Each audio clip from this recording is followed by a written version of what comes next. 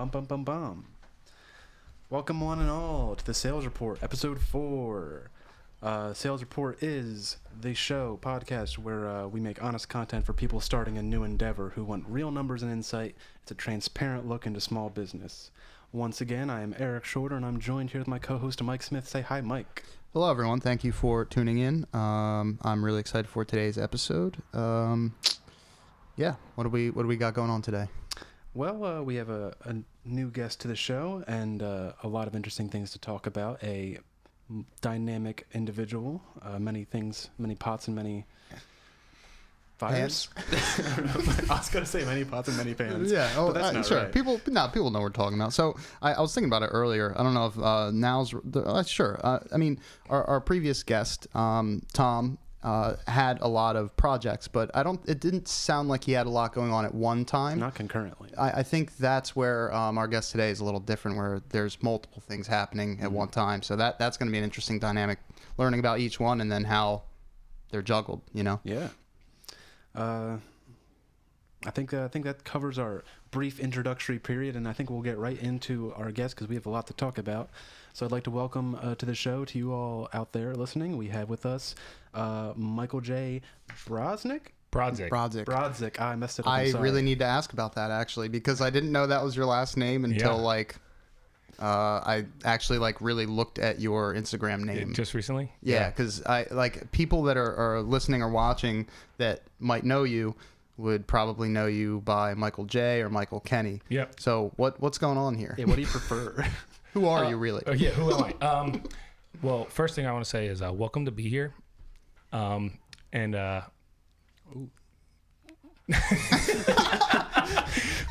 tell me you've seen that skit. No.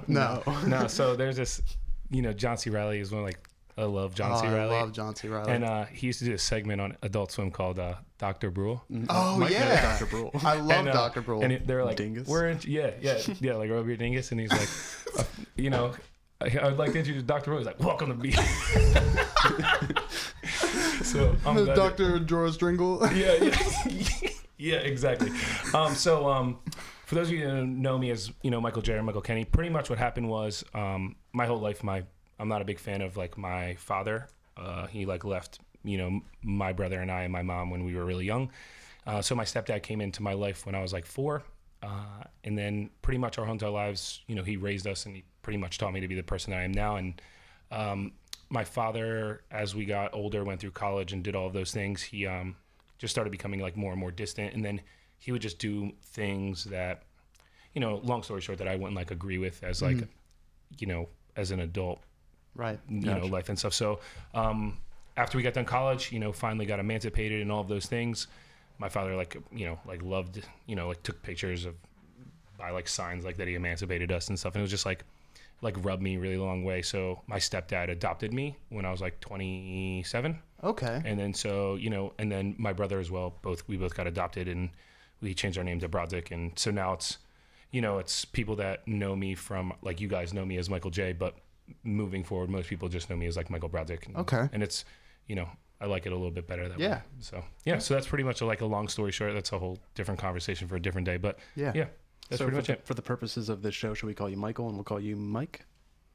Sure. Call me Jobin. All right, Jobin. Jobin. Yeah, that's call me Dr. Steve Brule. Dr. Steve Brule.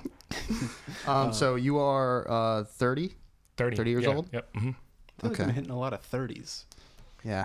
Well, I think maybe it's because we're 30. Could be. Awful. And that's the trend that I'm going to keep pointing out until it doesn't make sense anymore. But everybody has been involved in music in one way or another, all of our guests. Mm-hmm. So, again, that could just be our circle. Yeah. But you've got a lot going on. So can I ask an important question? What do you tell people when they ask what you do? Yeah. Hey, Mike, what do you do? What do I do? I have a good time. All right.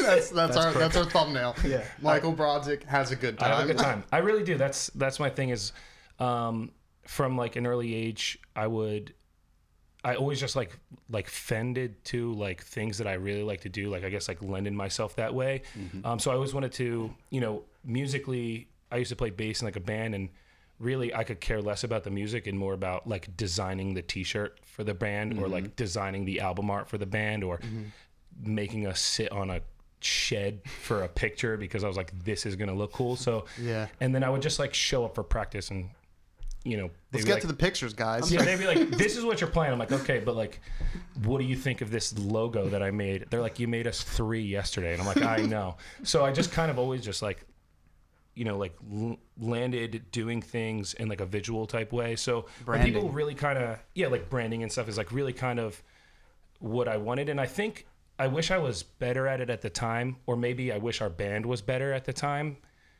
because I felt like from an early age, I felt like that's what like I noticed like bands that were making it that weren't very good was they had their visuals were really good, right? Like that's what like got people into them, and they're like, okay, but like are they that great really? And most of them don't exist anymore for that reason, and so I kind of always did that. But when people really do ask me what I do, I just say I'm like a designer really, and that's really what I am at heart. Lately though, I've been like learning a lot more, and really what I've been telling people as of like the last year, which really has helped grow my business, is I make small businesses look large. That's what I do. Very nice. Yeah, and we've seen some of that in your in our deep dive on you. I guess we can jump into one of them. One of your business is Vative. Yep, Vative. Yep. And that's where you do, it seems like both web design and kind of like video commercials for businesses. Yeah, so my website's kind of been like in a little limbo space right now. I'm kind of revamping it. Also, I was like blogging for a while, but the blogging had to stop because I had to sign a couple of NDAs for companies that, are starting, and I can't, like I've done a lot of work for them, but I can't post it until the website and like their businesses launch. So there's a lot of other stuff that I've been working on. But pretty much what happened was I started out as a designer for myself. I was a painter first, so I wanted to make it as a painter. And in order to do that, I would reach out to galleries, and then galleries would be like, do you have a website? And I'm like, no. And they're like, well, we aren't even going to look at your stuff. Even if it's good, like without a website, we can't, you're not like nothing to go off of. That's right. Interesting. And I guess let's dig in there, because I guess I skipped over that chronologically, because we didn't know each other well in high school. Sure, we were aware of each other in it's similar friendly circles. Yeah. But I was always aware that you were doing art, and I don't know if this is a bad term for you or a good term for you, but like I'd say pop art. Yeah, 100%. And so like we're talking like you might do a painting of like a Disney character, or like an artist, musician, that kind of thing. And was it always with the goal to sell it, or was it just what you like to do? It was always just like that was like the love for me. It was like it was all about just creating art was what I wanted to do all the time. And that was, I guess, the point of the last story with like the music was like I always wanted to just create things. And so like I was like, oh, I can create songs. Why not? I can create. But I really, landed more towards loving the creating of like the visual stuff. And then what I loved about art so much was there's no rules. Like I can literally do whatever I want, and nobody can tell you it's not good. Somebody can look at a Picasso and be like, that's the worst painting I've ever seen in my life. And then the next person is like, this is the best painting ever. They both have a point. Right. Yeah. And so you can argue it. So I was like, well, I could just paint whatever I want, whenever I want. And that's all I wanted to do. And then I started to get pretty good at it. Yeah, or at least what I think is pretty good at it. I'm not saying I'm the best artist by any means, but I just paint what I like. And that's like, I don't care what anybody thinks. And then I started doing like shows and stuff, like, pop up a tent, put some stuff in it. And my first show was kind of a train wreck. The first person ever see my art was like, this is the worst art I've ever seen in my life.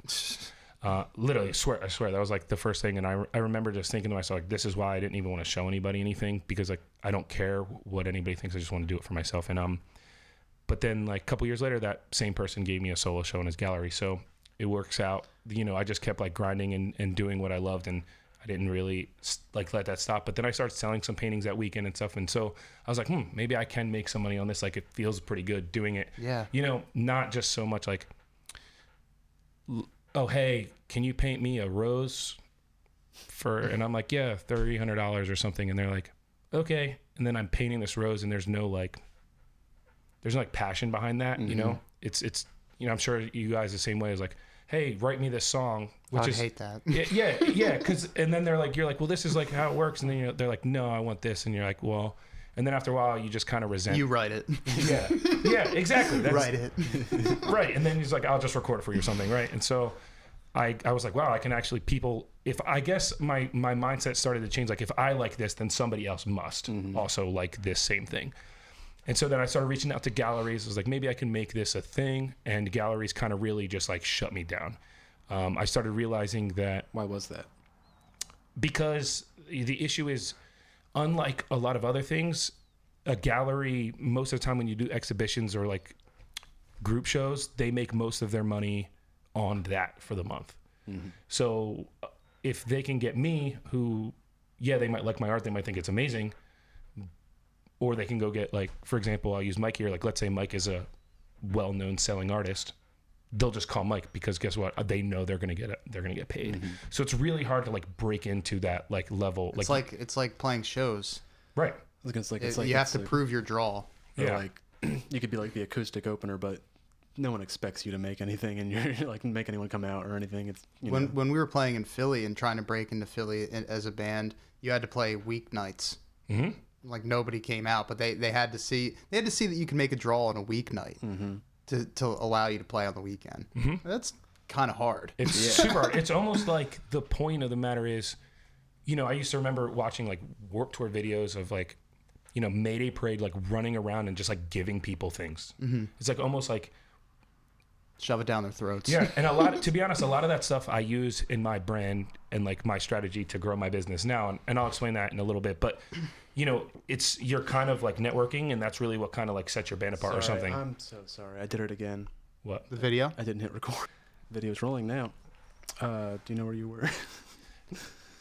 Yeah. I'm good. I can pick up. And so, pretty much what I was saying was like, they would hand out stuff, and that's like you're saying, the draw is there, so it's really hard. Well, one of the things was like, well, you need a website. So I didn't know anything. So the first person I did, and I know you know this person, you may not, but I reached out to like Paul Cohen, who was like the valedictorian in our school, and he would like, I remember the only reason I reached out to him, and this was like 2 years out of high school or something, and I remember reaching out to him because I was like, oh, I remember him saying that he's in like web development or web design or something. I didn't know that about him. And I don't know if he still is. I have zero idea. But what I remember him saying was like, yeah, like to get a website built is like $10,000 to $15,000, and I was like, well, I guess that is out because I don't have $10,000 or $15,000.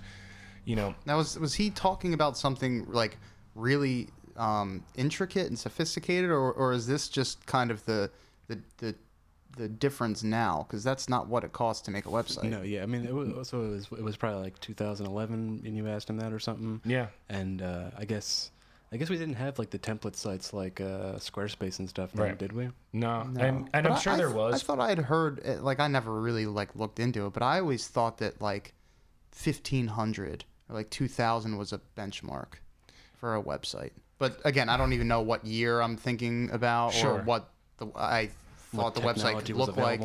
Yeah, and it also depends on what you're doing for the site. And so I'll get into pricing of the website. Your computer's gonna die. Let's make sure we're good now, right? Oh, we're so good. Before we get any further, I hope no one minds. I'd like to just kind of briefly create an overview of everything that you are in, just really quickly. Okay. So like you have Vative. You mentioned Vative, which is web development and marketing company. Is that right? Yep. Then you also have Be Mine Wedding Company. Yep. Where you create wedding invitations, save the dates, menus, and things like that. Along with your fiance. Yep. My fiance. Yep. And then you have your painting as well, where Yep. you're selling art, you're commissioning art, and doing gallery work. Is that all of them? And then those are the businesses that I own. Yeah. Right. And then I also am the lead designer for A10 Agency, and I'm a school teacher. Okay. Yeah. Math interventionist. I'm a math interventionist. There's a lot there. A10 Agency I have written down here is apparel manufacturer. Is that right? Yes. Yep. Okay. So I think it sounded like painting was kind of the jumping off jump point. start, yep. Okay. So Continue. Yeah. I now we can get into chronological. I just want a brief overview of everything you're doing, and we'll get into all of them. Yeah. Hopefully, ideally in chronological order. Yeah, and I'll make a long story short. Just wanted to like preface that because that's really that is what set the groundwork for me to do what I do. Design. Yeah, because I was like, well, I don't have $10,000, and I know that I like to design. I would rather just design it myself anyway, because why not? Yeah. And so I just learned, and to answer, I don't know if we were recording or not, but template? to answer, the template like type thing was available in 2011, 2012. Like Wix was really big, Squarespace was really big. Or, I mean, maybe not as big as they are now, but they were definitely available to do. Yeah. So, I started out with Wix, which is, actually I lied. I didn't start out with Wix. I started out with an app on my Mac called iWeb. And I learned how to do that first. I got a domain from GoDaddy. It's kind of just drag and drop. Looked really okay. I literally had like my name at the top and just pictures on my website. And important thing is they have the things they need. Yeah. Because you're at this point you're doing it specifically for galleries, art. right? 100%, strictly for art. And what was cool was because of iWeb, I had my one that was up that was fine. I had my pictures of my art, and my logo and stuff. And then I would make a separate one where I would just try to like learn different things and YouTube videos on like what like layout looks like and stuff. And adding different elements and just kind of plug and chug. And then I found that I got onto Wix and I started.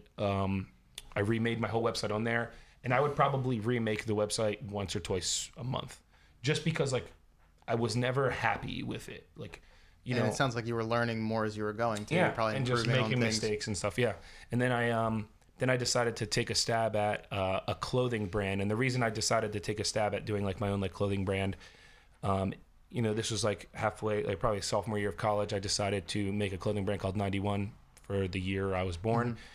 And the reason I did that was my fiance, I met her at Stockton, and she lived there. So I was like, well, I'm going to stay. In the courts? Yeah. She lived in the freshman dorms, and then we didn't like start staying together. She lived in G Court. I lived in G Court. That's awesome. Well, but I went after 2 years at Cumberland. She probably wasn't in the courts anymore, right? At that point? No, she was. So she's younger than we are. Okay. So I actually went to Cumberland for 3 years because I couldn't afford college, so I paid for myself. So it took me like 3 years, and then I went. Oh. So you were probably out of the courts by then, by the time I got to like staying with her. So that's wild. But because of that, I still wanted that. I had that like itch to create things, so I couldn't bring a 36 by 42, painting canvas to her dorm room and like bring all my paint there and like paint in her room. She'd be like, "What are you doing?" So I bought like an iPad mini and I just started like designing stuff. I already kind of knew Photoshop from being in a band and all of that stuff. So Illustrator, I started just like messing around, and then I pretty much just made my own clothing brand, made a website, kind of pretty much just tried to rip Supreme. It was awful, but I learned a lot of designing apparel that way. I learned a lot of like making that next step is what really set me apart with web design, because it was no longer just like, here's a page of pictures. I had to make a cart. I had to make a functional, a lot of different elements, right? And make it, lookbooks, all of those things, like to do that. So that helped a lot. And then I pretty much was just like, well, I don't have the money to run this, so I'm going to stop doing this, but I still wanted to like create things. So I had a bunch of logo designs. I had a bunch of apparel designs, and I just sent it out to a bunch of companies that like clothing brands that I felt were like small enough that I liked that would reply back. And so one of them was like Kill Brand, and then the other one was a Vandal Collective. Weirdly enough, the people that own both of those, I didn't even know this, are related. Huh. So, and then what's even weirder is the guy that owns Vandal Collective is like theoretically like my cousin by marriage. Wild. Weird, super weird. And so I sent him some stuff. I was like, hey, if you guys ever need a designer, a freelance designer, just like let me know. So the Kill Brand guy used me for a couple things. And then I did a painting of Elvis with a gun to his head for their website and all that stuff. Yeah, so it was like a lot of fun. And then Vandal did the same thing. Ended up going to school, started doing student teaching. I had to quit my like 40 hours a week job because I was teaching every day, all day till 3:00. And then I would go into the Vandal office and pack orders and ship them and do designs when I could. The person that made Vandal is now the owner of A10 Agency, so that's how I stuck with that job. So was that the next thing that in chronological order, kind of with these projects, that's what happened next? Yeah, that's how it would go in chronological order. Would be I started working with them, just doing like some design work here and there. And then, you know, I just kept doing whatever they needed, even though I wasn't making like an insane amount of money. It was like per design and when it could, but you know, it was nice. Like he learning paid, experience too. Yeah, 100%. And then I also learned a lot of their website is built. Both of them were built through Shopify, which is like all major players use Shopify, like Supreme, Awake, A-Life, you know, literally everybody, Obey, like literally everybody uses Shopify. It's like the most used online Marketplace. Yeah. Is that like the on-demand like printing services? No. What am I thinking of? Sorry. You're probably thinking of like Teespring or like any of those things, but no, I think they might have like plugins for those, but Shopify is literally just like a web platform that's designed for e-commerce. Gotcha. Like their main services, and the way that it works is you go in, like they have like templates you can buy that designers like code out and stuff, but you pretty much can go in there, buy one, plug and chug whatever you need in there, and it's really designed around the efficiency of like shipping apparel, like or products. It doesn't need to be apparel, but yeah. So I learned a lot of back end stuff from there, and then being around those guys, like, you know, we would go to New York all the time, and we would go to different like fashion shows and stuff, and I would like learn materials and graphics and how things need to be like printed. And so now it was no longer like me just like making a JPEG, you know, flattening all the images on Photoshop and making like full on tech packs on like how to create you know, a product apparel. So if I can, like, what's at this point, like, what's you're doing all this stuff, kind of what's your internal motivation to be like pursuing all this at the time? I had to pay to college. Like literally, that's literally as I was like, I need to pay my way through college, but I also needed to find a job that I could do and still student teach.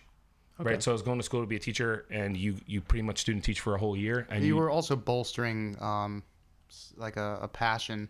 Yeah. So I was just lucky that I was able to connect with people that kind of were in the, like, I got lucky by reaching out to people that were low, but like they were able to pay me enough to get through. And what was good about it was, as long as I had the design to them when they needed it, it didn't need to be done at 12 o'clock. And, you know, as long as it was done if they needed it on Friday, it didn't matter that I worked on it at 1 o'clock in the morning. They, you know, so it kind of was able to do work and, you know, what was the level or the size of those business, or what was the company before A10? You said the guy went on to create Vandal Collective. Vandal Collective. Yeah. How large is that company? So they're at their. Are they considered a small business or no?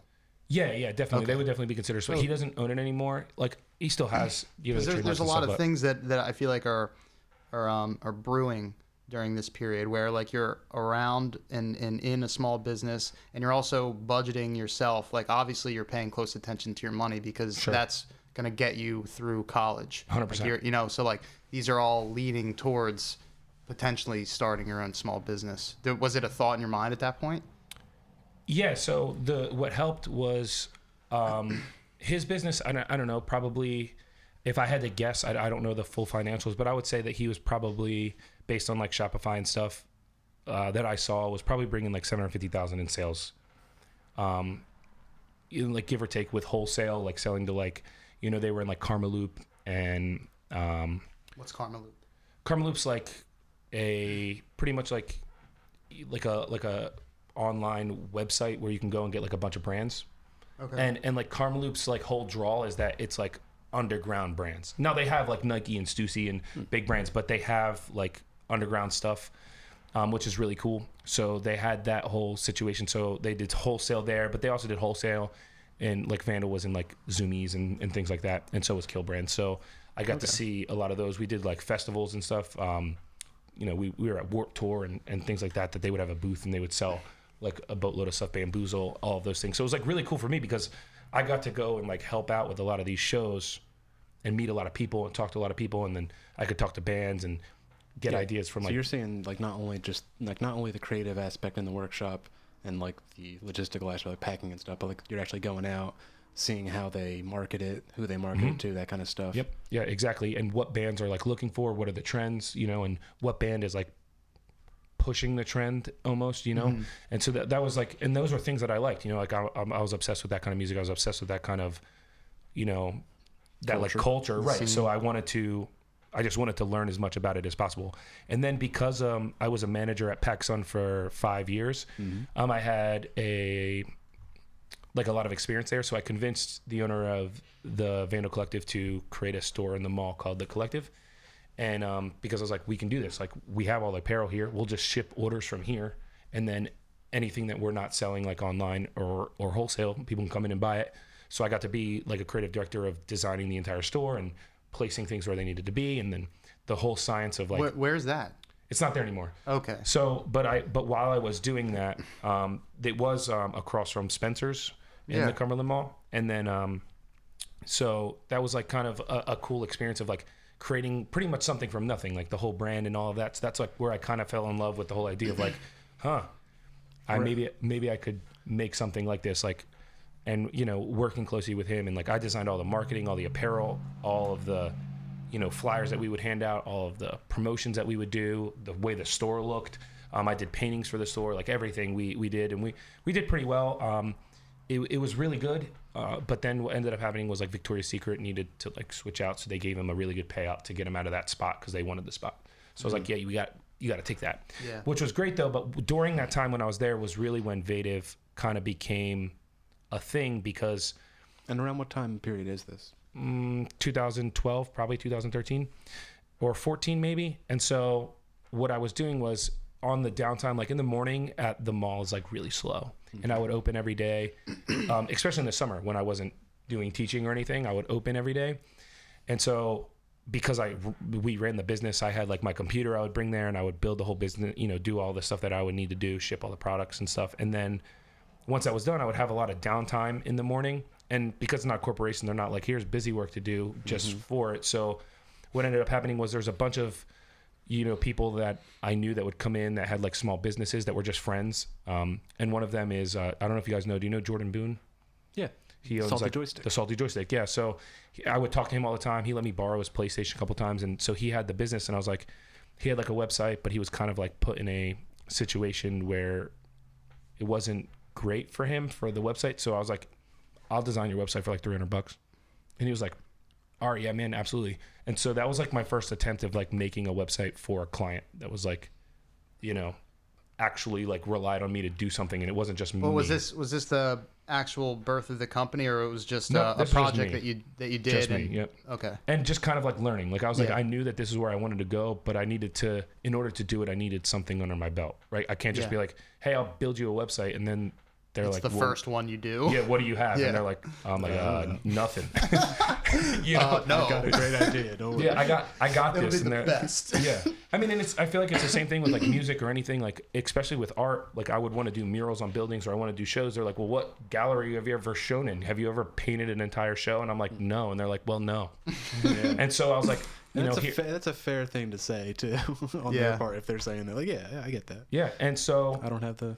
and what was great was he was like all on board. I was like, look, dude, I'm just gonna give this a shot. I'll do it for like $300. Pretty much, you're just paying for a little. Like I lost 100% lost money on it, but it wasn't about that. I knew that the experience and the lessons I learned from doing it would propel me. Is this the website you're talking about? For Jordan, yeah, for Jordan. How did you lose money on it? Just time? Yeah, time. Yeah, I got you. I mean, like $300 is like. Right. Is, I you know, I understand. mean, I made $300, so technically I made money. But really, if you're talking about like time, what you and- could have been earning during that time. Sure, or something. 100%. The scale of that project, I'm sure. Yeah. yeah, and it Especially was- as your first one, you're not doing it in the most efficient manner just because you're not an expert right at that point. 100%. But it gave you an excuse to do it and to try it at that level where you know like someone is counting on this to work for them. Yeah. Yeah, and it was good to get like like he knew, like we talked about it prior, so it was good. Like him and his mom like worked with me, and they were really good about the whole process. You know, like they were still like very much clients, and they still needed to very much have something done, but they knew that was my first one, and it's kind of like that first time, like when you know Training wheels. Yeah, when you go to like a restaurant, you could tell the waitress is new, and you kind of like are giving her him or her like a little bit of a bone Slack. there. Yeah. And yeah, just to briefly mention Jordan because another local business person. Yeah. Can you say what's the name of the? Salty Joystick. Salty Joystick. It actually just closed down like 2 weeks ago. What? Oh man. Didn't quite make it through the COVID world, but it was a kind of like a LAN center, gaming center in Vineland, and super cool. Yeah, we went there a few years ago with for Edwin's project, the video of the Vineland? Vineland film. That's where short that film. was? Part of it. We went in there. Where it was shot. Yeah. Oh, okay. I got you. Yeah. So, do you know Edwin Rosa? Yeah, of course. Okay. Yeah. So he did a short film Yep, about Vineland. Vineland, Yep. covering a bunch of small businesses and the just kind of culture of downtown Vineland. And for part of it, we went into Salty Joystick, did some short interviews there, and just kind of got an overview of the Cool. place. I didn't know it was at that place. Yeah, we saw a bunch of places, but Jordan was very nice and nice enough to let us in and just take a peek around his place while everyone's there. Yeah, absolutely. Yeah, it was great. Like I said, it was a great experience. And I've been to the place. It was awesome, and like I really did learn a lot from that. And then this was just me as like Michael Brodzik, or just Michael J, I guess at the time, as like a web, like not even just a web designer, just like really freelance. Freelance designer. I was still just doing stuff for like Killbrand when I could, Vanda when I could, going to school to be nothing a teacher. nothing that was yours. No, nothing that like nothing that I was even like, yeah, right. Or like I didn't even think of it as like a brand, right? Like I just thought of it as like, this is cool. I can make a little extra side money here and there. And not only that, like my whole thing was going to school to be a teacher. That'll be how I pay my bills. And if I can make, most teachers I knew going into this that they have like side jobs, right? Like a second job. So I was like, if I can figure out a way to make some side money doing something that Especially I love during the summer. Yeah, and something that I genuinely love doing, right? Like I don't want to go work at Dick's. I want to like make designs in my basement, right? Or at my house. And so I was like, if I can like kind of like plant the seed now, that'll be great. So that worked. And then my uncle owns a detailing shop, so I approached him and I was like, hey, I'll make it for you for free. You detail my cars. He already was detailing my cars for free. So I was like, I'll make your website for free. Are you cool with that? And he was like, yeah. So I learned a little bit there. And then I got hired at Vineland High School as a 12th grade behavioral disorder math teacher. And you guys know Vince Luciano? No, not familiar. He's like the tennis coach, and then he's in charge. He's like the head of special education there. Okay. So he was like my direct boss. And one day he came in, and I was like freaking out because I was like working on like a website. I couldn't even tell you what I was like working on probably. And he was like, what are you doing? And I was like, I was like super scared. And I was like, I was just coding a website. I'm sorry. And he was like, you make websites? And I was like, yeah. He was like, I'm looking for a web developer. And so I want to say, like, right off the top, the moral of the story is a lot of this has been luck. And, and I want to say that there's a little bit of that in terms of, business as well. Is like, there's a little bit of luck that really kind of helps. For sure. And so he was like, I'm looking for a web developer. We had this guy, but he doesn't answer the phone. Will you answer the phone? And I was like, sure. He's like, can you show me a couple things you've done? I was like, yeah. So I showed him some stuff. And he owns a business, him and Mr. Silva, I don't know his first name, I forget. The computer teacher? Yeah, the computer teacher at Vineland. He's no longer there. He's a realtor, I think. Yeah, I don't know if that's what it's for. He might do multiple things. At a point, he was a realtor because I saw him listed Alex, somewhere. I think his name is Alex Silva, yeah. And he's a realtor, and I don't know if he does anything else, but he was the computer teacher at Vineland for a while, and they have a business where they... Together?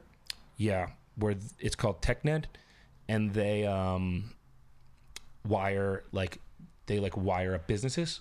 Ethernet and stuff? Yeah, and they do they do all the servers and input IT. all pretty much like IT, and I think he uses that computer background. That might be somebody you guys want to reach out to. That'd be kind of cool.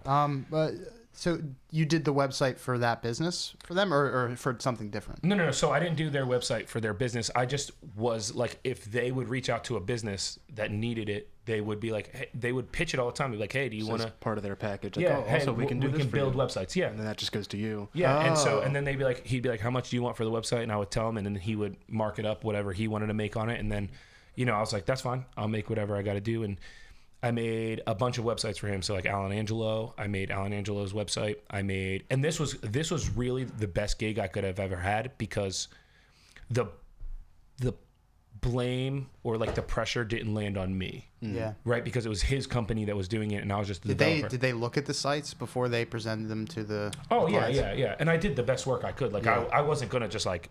But at least you weren't in it by yourself. Right. So if they look at it, they think it's good, and then they present it to the client, Correct. and they have an issue, it's on all of you And guys. yes, you weren't directly talking to the customer, and that way it's kind of like the same relief of having a boss that just comes in life where it's like, it's kind of their problem. Yeah. Yeah. Like, it's your problem, but It's kind of their problem. Yeah, exactly. How many sites do you think you did with them? Probably like 6 websites with them, and some various websites and stuff that I did. And it was good. I really made a lot of progress there because again, this is people, this is their businesses, their lives, and this matters. So that really helped me a lot there. And that pretty much, I still do that for him. Like I still will freelance for him every once in a while when he needs it. And because he helped me out, I will forever always help him out in terms of businesses and stuff. So that was really great. And then I started being like, man, I could probably really do this. Like this can probably be really a job that maybe I can quit teaching and do. And then weird situation. I started to, Vandal stopped being a thing. The owner of Vandal decided to he was just like, I'm out. He felt like burned out from clothes and stuff. So he pretty much sold the company, and then he got a job working at a title insurance company. And then he got really burned out from that really quick. And so then he started A10 with a guy in New York. And he called me back and he was like, hey, do you want to be help me out here with this? And I was like, sure. So I help him out. I do design work. I oversee all that stuff. And through him, that's the most professional level. This isn't like mom and pop stuff here, local businesses. This is I've designed for Supreme. I've designed for Awake. I've designed for A-Life. I've designed for, I designed all of John Collins of the Atlanta Hawks clothing brand, and he built his website. I also worked on Vice Media's entire clothing brand. I built their whole entire website. Yeah, I saw that at the bottom of one. Yeah, so they actually just closed it down just recently. Vice just closed down their it actually just takes you to their core website now, but if you click on it, it would take you to Vice Vice clothing or whatever, vice.clothing, shop.vice, something like that was their domain. But now they just shut it down because they were the person that was in charge of their clothing brand just up and quit, and so they didn't have anybody running it. It was just Yeah, so you're I think we saw your title there was lead art director. Yeah, I'm the artistic director there, so I oversee all of tech packs like Teddy Fresh. I'm trying to think of other brands that come through. So anything that comes through, I oversee all of their tech packs. So I make sure that all of their tech packs can be manufactured. What does that mean? So a tech pack is each individual clothing. This isn't it's so hard to it's not hard to explain, but it's so hard to comprehend the idea. So when we decide to make t-shirts for our bands or whatever, you want to go, you make a shirt, you make a design, you bring it to custom graphics puts it all together and puts on a shirt. A tech pack is every single garment that Supreme makes is tech packed. So they have the exact cut of how long each sleeve is and where the stitching goes, and then how far down from the. It's a template. No, everyone is designed exactly for each piece of clothing. And I can show you guys some examples, but it's literally this is where I want the buttons. This is how far the buttons need to go down. This is the material that the buttons need to be made out of. This is the stitching. This is the type of stitching. This is the type of material that the garment is made. So I have to oversee all of those and make sure that those are all correct. And so that's what I do for A10. I run their website. I also oversee a lot of clients. We don't just make all their stuff, but we pack and ship a lot of the client stuff. So I'll oversee their customer service to make sure if clients are getting handled properly. And then I also make sure that they, that their websites are running properly. Their Shopify's up to date. How much time do you devote to that? Like a week or a month? I don't know. It sounds like a lot. It is a lot, but most of the time, to be honest, a lot of these companies are, they're pretty professional. So you're saying you're overseeing it, so you got to double check. Yeah, it's to be honest, most of the time it's they send a tech pack and it's good. The only time it's not, is one of our printers will be like, yo, Mike, can you just double check this real quick with the make sure that the client wants. This is what they want, right? Kind of thing. They want this. Yeah, and it's sure, and bro? Yeah, and so or because they got to make it, and it's the hat says obey.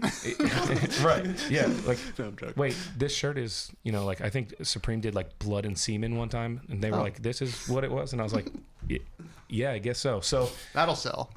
I sold out in 13 seconds. It's kind of wild, but it's one of those things that we do these things, and so it's kind of more of on a basis. Now we do get clients most of the times, every once in a while I'll design for them. So these big companies that are clothing brands and stuff, they're pretty much tailored in. They know what they're doing. They They put the SKUs in properly. They know what to do. Right. I just go in every once in a while. There'll be a mistake. Like if they put in a SKU wrong, and it's just like anything. Like if you type in one little mistake on a website, it won't take you to the right page. Yeah. It's just like that with the SKU. So you got to make sure that, because then that links to like your shipping method, and it's just like a nightmare. So I'll probably say like, Sorry, my windows are open. it all depends on really the week or the month. Some days I'm working with them like 5 days a week. Sorry, this guy's driving a weed whacker. He's doing donuts in my front yard apparently. Yeah, so it's so you were about to say like, sometimes it's every day of the week I have like something to do, especially like when they're designing. Like for example, I just designed Yellowstone, the TV show. Like I designed all of their official merch, and that took about a week to do properly, going back and forth and all that stuff. However, sometimes I can go 2 weeks and it will just be like just monitoring things, like, and really I kind of can get most of that done. I wake up around like 5:30, 6 o'clock in the morning. I can get that done before like the checking all of that stuff prior, before I have to like go anywhere. So the next thing that you started to create was Vative? Yes. So yeah, Vative would be the next thing I created. And the reason I did that was, weirdly enough, because I did this stuff for A10, because I had A10 because of Vandal and stuff prior. Do you guys remember Kate Crunk from Vineland? So vaguely familiar. She's the head field hockey coach. She also teaches computers there, like computer design and stuff. Yeah. And so she actually, which was really cool, I like ran into her when I like left Vineland. I was talking to her and all that stuff, and she was like, "Oh, I'm trying to start a screen printing thing at Vineland," and I was like, "Wow." What do you mean, like a class? Yeah, so like in her class, like you can now, like they got all IMAX and stuff in Photoshop and Illustrator, and you can make like design a shirt. They have a screen printer. They have a whole section in the 910 building where there's like a classroom, and then they built, like, I don't know if they built it or like cleaned out a room and then put some glass up, and so now they have an entire screen printing, like, That's amazing. like a makerspace. No, like it's like a screen printing shop. Like I'm not even kidding. Like it's like they can make. Like they have like a budget, they can get like screens, any color shirts, and so they could do. They learned the whole process of doing it. That's I was so like, cool. I was like, where was this when I was here? Yeah, seriously. And so she was like, none of my kids have any like drive to do this. Can you come in and talk? And I was like, yes, 100%. I'll like, because if I can. That's surprising to me, dude. Like if I was like, I literally was telling them when I was there talking to them, I was like, if I had this, I wouldn't have passed high school. Yeah. Because I would have just. They'd be like, where's Michael? I'd be like. He's in the screen printing room again. Yeah, he's got a chemistry test. I'd be like doing the chemistry test while like screen printing tees. Like my band would have the best shirts ever. Right, dude. I think that's what it was. I think it was the scene. I truly think, because why would we be so excited about a screen printing room and T-shirts at that age? The reason was because of the scene. Because 100%. of going to shows and seeing bands with scene. merchandise, that they put together either themselves or like they had somebody probably local make it for them. Right. There was local, clothing brand, like tons of them. I feel like Absolutely. And that was like I remember making T-shirts. They were terrible, but like if I had something like that, yeah, like you said, I would be in there all the time. Yeah, and It's just kind of sad that there's not interest. Yeah, and it was really cool because I showed a lot of the stuff that I learned from A10. So because I used A10, I showed what a tech pack looks like. I showed how that tech pack is created into screen printing and how that would be made into a clothing brand and all of that stuff. And then I also explained like branding and what a brand portfolio or a brand identity looks like and how that matters, and how when you create a business, you start with the brand and like you stick to the brand. You don't like deviate, right? People care about like, there's a reason Starbucks look the way that they do, and there's a reason the colors that they use, and the fonts that they use, all of that matters. And didn't know this either, but her husband owns Homiac Transport, and they were starting a company called Crest Cold Storage in Vineland. Oh, yeah. And so she like called me the next day and was like, "Hey, would you like to do the branding for, would you like to make the brand for this stuff?" And what was crazy was, I guess like a week prior, they had the Philadelphia, like a brand representative from the Philadelphia Eagles come in, and she was like, "Everything you said, like this professional that works at the Eagles said," and you're just like a kid. You're just some kid that went to high school here, and you were a lacrosse coach like 4 years ago. So she was like, "Would you like to do this?" And I said, "Yeah." And so this was my first opportunity to really get like a full branding, design a logo, and build their website, and for like a big, like what was the company name? Homiac Transport. How do you spell that? Homiak, Homiak, and then IAK, yeah, transport, and then Crest Cold Storage. They're both right there on my websites. Oh, true. Okay. Yeah, Homiak already had a logo. I just kind of vectorized it so that it was You can blow it up and stuff. Yeah, that they always had it, and then Crest I made, and so I made their websites and everything. And this was the first like corporate level, like it's still like a family owned thing, but these guys like, you know, do some like they're a big business. I feel like it has to. They're like something like that has to be a reasonable size just for the nature of the business. Yeah, they were doing really well. They didn't. I was talking to them like they didn't like lay anybody off for COVID or anything. So it was like really great for them.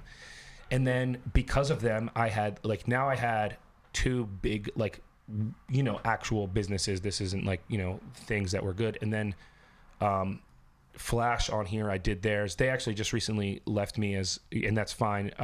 They like exceeded my level of being able to help them, but they I did their whole branding, their whole logo, That's the one where you did the video of the Ferrari and all that? Yeah. With your videographer, I forget his name. So that'd be my brother, Bird. Brother, that's right. Nice. Yeah. And so we did their whole entire everything, and I still do a lot of their like marketing and stuff, but they just took their website elsewhere because they found somebody that can spend a little more time with SEO, and that's great. But because of that, after that, I had put in a quote for a website, and this was just still under, you know, like Michael J Brodzik was like my thing. I didn't even have like a website. I was just kind of like, people were just like referring me to other people. Word of mouth. Yeah. And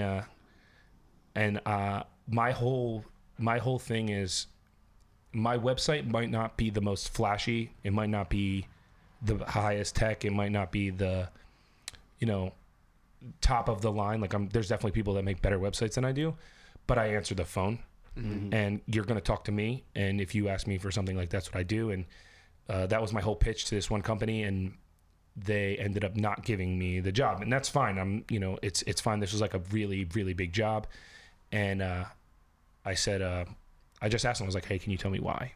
Like, why you didn't choose me? Because, you know, if I can learn from this, then that's all I care about. And they were like, you're one person. And I was like, and now I know that I can do the work. Like, I'll outwork anybody. That's just the way that I like. I mean, I do like 7 things right now, and I still have time to spend with my fiance and do all these other things. It's like I'll podcasts with do podcasts with guys that friends that I haven't seen in years. And so I was just like, tell me. And he was like, you're one person, and we just want to make, like, we needed to go with somebody that we knew that had like a team that in case they couldn't do it, we could do it. And so I was like, fair. So I went home, sat down. My fiance was like, what's the matter? I was like, I'm making a company. And she was like, what do you mean? I was like, they told me that I didn't get the job because I couldn't handle it. When was that? That was 2 years. 2 years ago. Oh, dang it, yeah. 2 years ago. Well, you incorporated in Vative 2021. in March 2021. Yeah. So it was literally last, I guess, March of 20. Yeah. So last year. Literally, it was when that happened. Would you just look that up on the internet? Oh yeah. I looked up so much about you. Nice, love it. And so I was sitting. It was actually funny. I was sitting teaching. I was on my prep, and I just, I was calling the people, and I was doing all the LLC stuff and everything. And so I was like, I'm never losing a client again because I don't have a team. So I was like, I'm gonna fake a team. If I have to make it look like I have more people on there than I do, then that's fine. Fake it till you make it. Fake it till you make it. And I will say it was the best thing I ever did, because it's a lot more people are more willing to work with a company than they are with an individual. And so, like you said, I mean, it's not like the work ethic wasn't there and the job wasn't going to get done. If someone thinks there's 10 people working on it and it gets done at the same time as it would was be one with person. 10 people, yeah. I can relate to that because when I started my eBay store, I made the decision to, like, nothing. First off, like, the name has to sound like generic. I wanted it to just feel like you're just buying from the internet or like buying from eBay. So like this, my store name is literally, do I say this online? There's a lot of weirdos in the flipping space. I guess so. It's 1, 2, 3 buy stuff. Cool. Super generic. Yeah.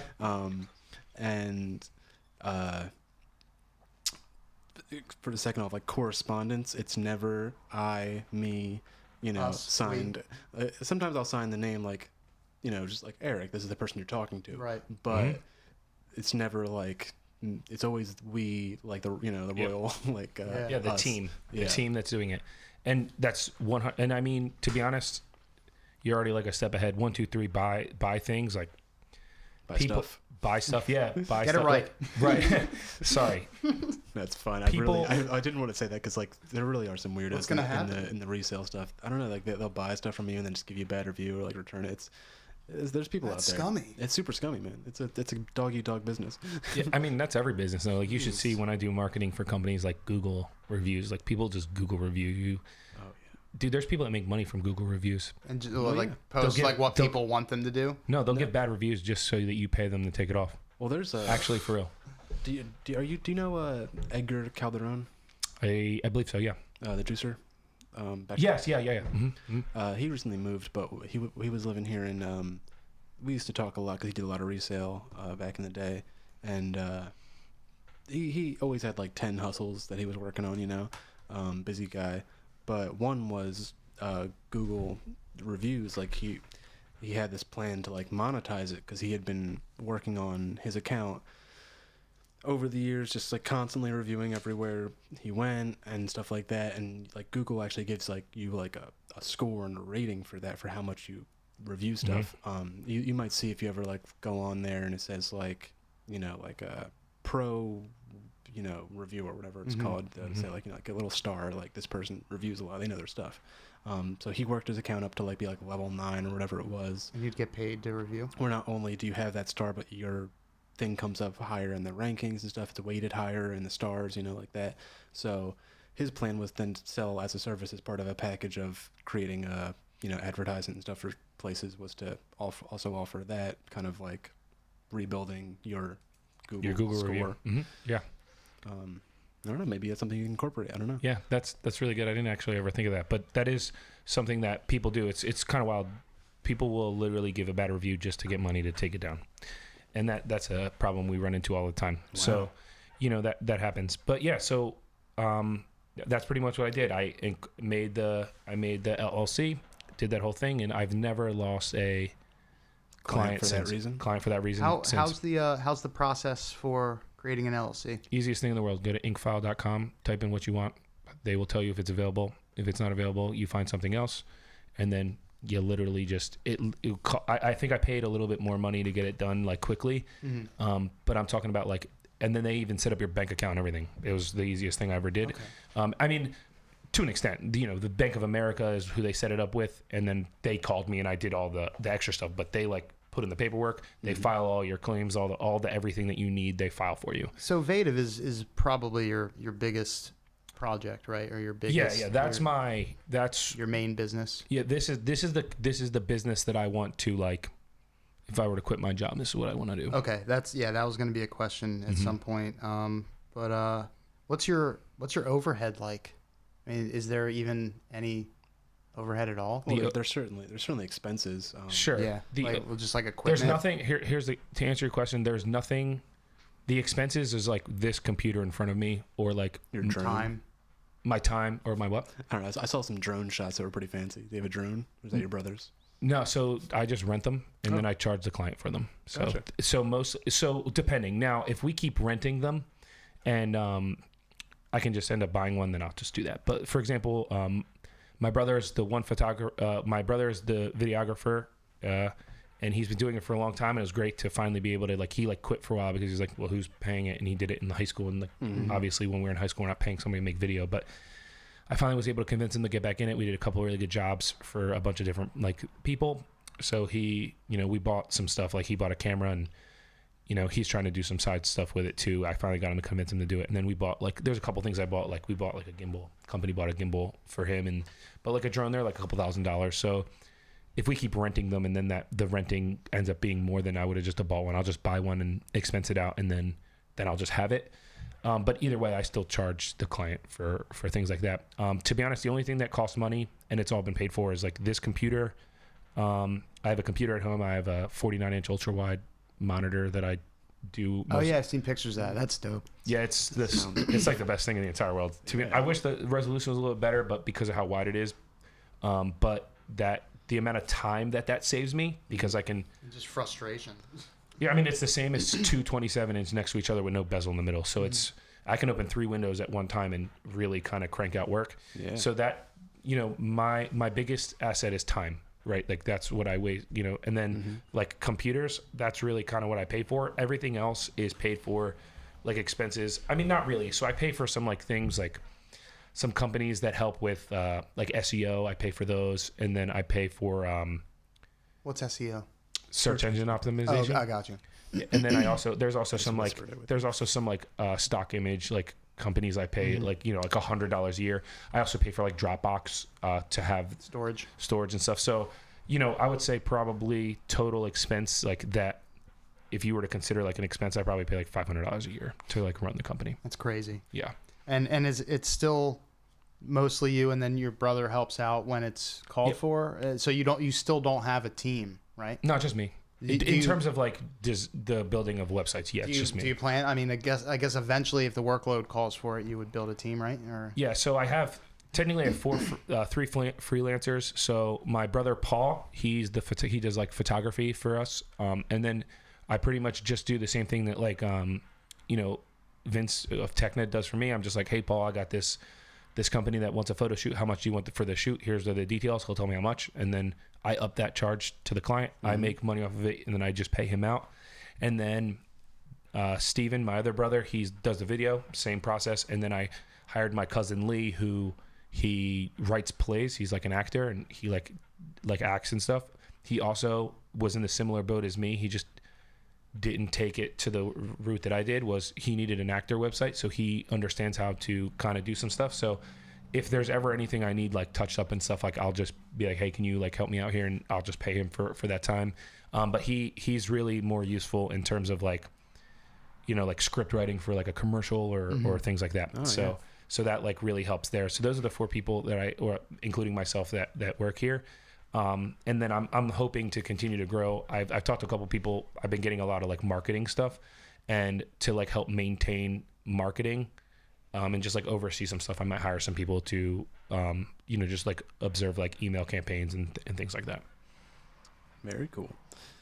I mean, it seems like there's 1,000 things we could ask and 1,000 things that have already been answered. But sure. Yeah, no, there was a lot. I mean, a lot of the first section was answered with just going through the chronology. You're great. You're a great talker, and we've had like no need to jump in. Yeah. It seems like well, thanks. You're primed. I was worried I was talking too much. No, I mean, well, it's also just the structure of your business. Kind of like it is a story. Yeah, you know what I mean. 100%. To understand it the best, I feel like that's just kind of the way that it has to be presented. Yeah. What are you thinking? What do you want to do next? Well, I think that's a pretty good overview of Vative and what goes into it. Before we get too deep into the financials, I guess let's take a look at like Be Mine Wedding Co. Yeah. Before we do that, can we take a quick pee break and shrug break? Yeah. Absolutely. I'm so sorry. No, you're good. I'll just pause this right now. Rolling? Yep. Sweet. All right, we are back from our break. Jumping in ahead now, we've covered the early life. We've covered A10 Creative Apparel Co. We've covered Vative Creative. Was it A10 Creative? A10 Agency. A10 Agency, I'm sorry. Vative Creative. By the way, there will be links around here, but we've been looking at vativecreative.com to see kind of, the work that we've been talking about that he's done. So you can check that out. There'll be links all around this. But yeah, now let's go into Be Mine Wedding Co. We read the basic synopsis of it, and it seems like the story, given at least what the site tells us, is that your fiance has a background in working with a wedding company for some years, and then you two decided to do it together. So tell us what you do. So my fiance used to sell a wedding venue, and the issue with selling wedding venues is there's good money in it, and you're it's also like a very rewarding situation because you get to experience somebody's like best day of their life. So that's great, but the problem with that is she would work like an insane amount of hours. So every Saturday or every Sunday was pretty much Friday, Saturday, Sunday was pretty much in the lock because she would sell the wedding, she would be a wedding planner, she would do the whole thing, and then weddings are normally Friday, Saturday, Sunday. Gotcha. For the most part. Interesting. Yeah, and so was she working? She wasn't working for one venue, was she? So she worked for a company called Hotels Unlimited, which had like multiple venues within it. Okay. So she would sell like multiple. So was she more an event planner, or No, it was full wedding. I mean, they had like they have like conference centers and stuff there that she would book on her downtime, but most of the time she was full on weddings. Yeah. And she would help, set up the whole thing and do all of that. The only issue with like wedding is like there'd be times that she would finally get off or something, and we'd be at, a cheesecake factory, and she would get a phone call, and they'd be like, "The bride won't walk down the aisle until you're here." Oh my God! Wow. And so I'm like, "Yo, we gotta pack this up. Let's go." Right. And so cheesecake to go. Right. Exactly. And so I was fine with it. I was cool. I understand. Like I got a business. I know that if I'm, Sam is great with. We're out to dinner. I try to focus. Like when I go out to dinner with her, we try to go separate. Like once. Yeah, I try to just like put my phone down. Like I have to have it on me because if something does happen, I'm with somebody's like website doesn't work or something is wrong, I have to be able to fix it. I always have my computer with me. I always have like things available to do stuff. So she gets that too. Like, but for the most part, like if it's a minor thing, like, hey, can you check this? I try to just like be like in it with her for a little bit because I work so much and do so much stuff. I try to. It's important. Be present. Devote as much time as possible. Now I can't say that I'm perfect at it, but I do the best I can. So, but I also understand from owning businesses and doing stuff for clients that like what happens for her. You got to do what you got to do. But then she was starting to get really stressed. I mean, like her like mental health, and I know that's like been like a really big thing lately, like mental health and stuff. But like living with somebody and seeing their mental health like deteriorate was really hard. You know what I mean? So she works really hard. She did all this stuff. She cares so much, and then. Every holiday, every weekend, she would work mostly nights and stuff, like was shot. She wasn't experiencing things with, friends would come over and stuff. She would miss a lot of those things. So that was like really hard on her. And then she like worked her way up. So she was at the bottom and then worked her way up all these things. And she like all these people that helped her, she would see like have a bad month and they would get fired. And so that was always even like on her back was like there's no security here. She was super stressed. Mm-hmm. So she found a second job. She now works in Trenton. She oversees all the court hearings in Trenton, and she does well.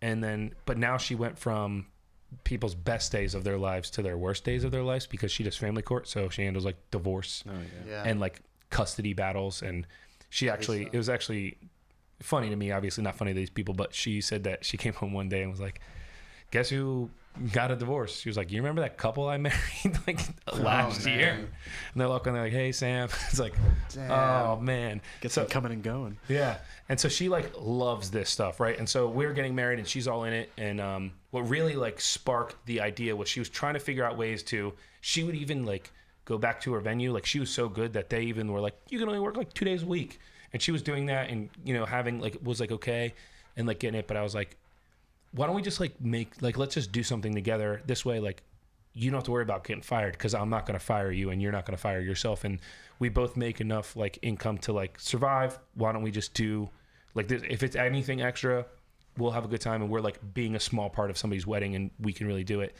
And we didn't know what we wanted to do, and then mutual friend Chris Castellini got married, and I remember getting his invitation and I was like, wow, this is like really nice. And from a designer I was like, this is really nice, right? Like the paper was nice, the print was nice. So the first thing I did, I called him, I was like, yo, how much did you pay for this? Mm-hmm. Because he, like I'm getting married soon. Yeah. Like I had just proposed and I was like, how much am I looking here? Right. And he was like, hold on. So he like asked his wife and he was like, how much did we pay for this? And she was like $2,500. Jeez. Yeah. And I was like, you said what now? So I was like, I literally turned to Sam, like at the moment, I was like, I know what we're doing. We're making our own. We're making invitations. And she was like, how are we going to do that? I was like, well, from working with A10, because I did stuff for a lot of companies, like I have a lot of resources in like print, because we don't just do their apparel, like we'll manufacture like booklets and, printables and all kind of different things. So like the first thing I did was call the owner of A10. And I was like, hey, can I just use our printers? This is what I want to do. He's like, yeah, dude, go for it. So I was like, okay, cool. Wow. And so he was like, yeah, I don't care. Do whatever you want to do. And so he let me do that. I did that. And then we've like grown since. And I remember like looking through like invitation ideas with Sam and was like, these are all like, they're good. Don't get me wrong. Like the people that make them are mostly designers, but I would be like, I like this, but I kind of wish this was different, or, and that's all personal preference. So, but there's nothing I like loved. So I was like, this is what we were going to do. We're going to do it. And, Sam, this was the fastest growing business I've ever been a part of. Sam was in like a bunch of bride groups on like Facebook, and she was like, hey, just so you guys know, like we got our invitations from Be Mine Wedding Co. Like it took us a while to even come up with that name, but I made the logo, the whole nine, and came up with something really good. And we were like, hey, we didn't even have anything. This is what's even more wild. Like I was saying before, like I did these things for free for like really cheap for websites. Like we didn't have nothing. Every single thing that I had that we posted in these Facebook groups were like just concepts, mock-ups from the internet. Like I would just find like a really nice like looking thing, and I would just like Photoshop out the details of somebody else's and then just like put my own design on it. And people were like, these are amazing. And so the first person, like, I was like, we're fully custom. So the difference between us and like Zola and all these other things is like, you're getting a designer, and everything is exact. Like I can match your Pantone of your dress, send me a swatch up. It'll be the exact color that you want it to be, right? All of those things. And so it's a little bit more of a premium because you're getting it Custom. exactly custom, right? That for you. And am I right in, I think I was looking at your offerings, so you guys are pretty much like just doing design and printables, like you're not like doing planning and stuff like that? No, all design and printables. That's beautiful. I mean, Yeah. I mean, as far as like Stress- from a margins less stress. standpoint too, like thinking about and what you have to do like behind the scenes, seems like a great model. Yeah, I'm telling you, it's like Vative is pretty much what's going to propel me, but like if we can get Be My Wedding Co. to kill it, that could also be a I sustainable think anything thing. surrounding weddings, especially something where you can really cut the stress to a minimum, is going to be really profitable. And the best part about it is like it literally we came up with the idea of like this will be a thing that's like great side money to like sell, like pay for different things. Like if I can make $1,000 extra a month, like we can do some stuff around the house, or we can go on vacation or something with that money, and it's fun, and it really also forces me to like really step outside of my comfort zone designing, because I'm going from like apparel and web design, which has a very something like really formal, to something very formal and very intimate for people. And so it really helps me like creatively a lot differently. So it's really good, but we are a little bit more of a premium, and I kid you not, she posted it on there. We had like 3 people hit us up. We made like, I don't know, $2,500 in a night. And people weren't even like, hey, can you send me some? I was like, Nope, yeah, let's buy it. here you go. Give me the package. Yeah. Right. And I remember like I gave them a quote. I was like, I wonder if this is going to be a thing, but like this is how much it's going to cost. And Sam was like, they're not going to pay it. I was like, We'll see. let's just see what they did. I think with a wedding, like people are just like, it's going to be expensive. Yeah, they go like in knowing they're going to the spend DJ's $5,000. Okay. Yeah. It's like what do you, I don't know. What do you? I mean, I haven't, obviously I'm not married, but like I don't know what goes into it. But I feel like it's almost like a vacation. Like you're gonna splurge. Like you're not gonna count pennies. I mean, to an extent you do, I guess, on certain things. But overall, you're just like, it's our special day. Like it's important that we have it just the way we want. And the custom thing really plays into that too. Like just having it just so. Yeah. And it's also like we tend to be like a step, like I like consider like Be Mine like a step above. Like you can get really nice invitations from like these other companies, like Minted, Zola, and Zazzle, and all of these different things. Like you can get really nice stuff. Like they do a great job, but ours, like I said, you're not going to pick out a template. You are getting it custom. And even so, like we even have like because of my web background, I can make web. No, what? No, I was just thinking about weddings and stuff, and I'm gonna be in I guess Wet and Jen are doing part 2. They're doing the real wedding now, and so Wet texted the other day, hey guys, tuxes are gonna be coming soon, figuring that out, so you're gonna have to stop by LA Mail. You ever going to LA Mail? Yeah. See Larry? Yeah.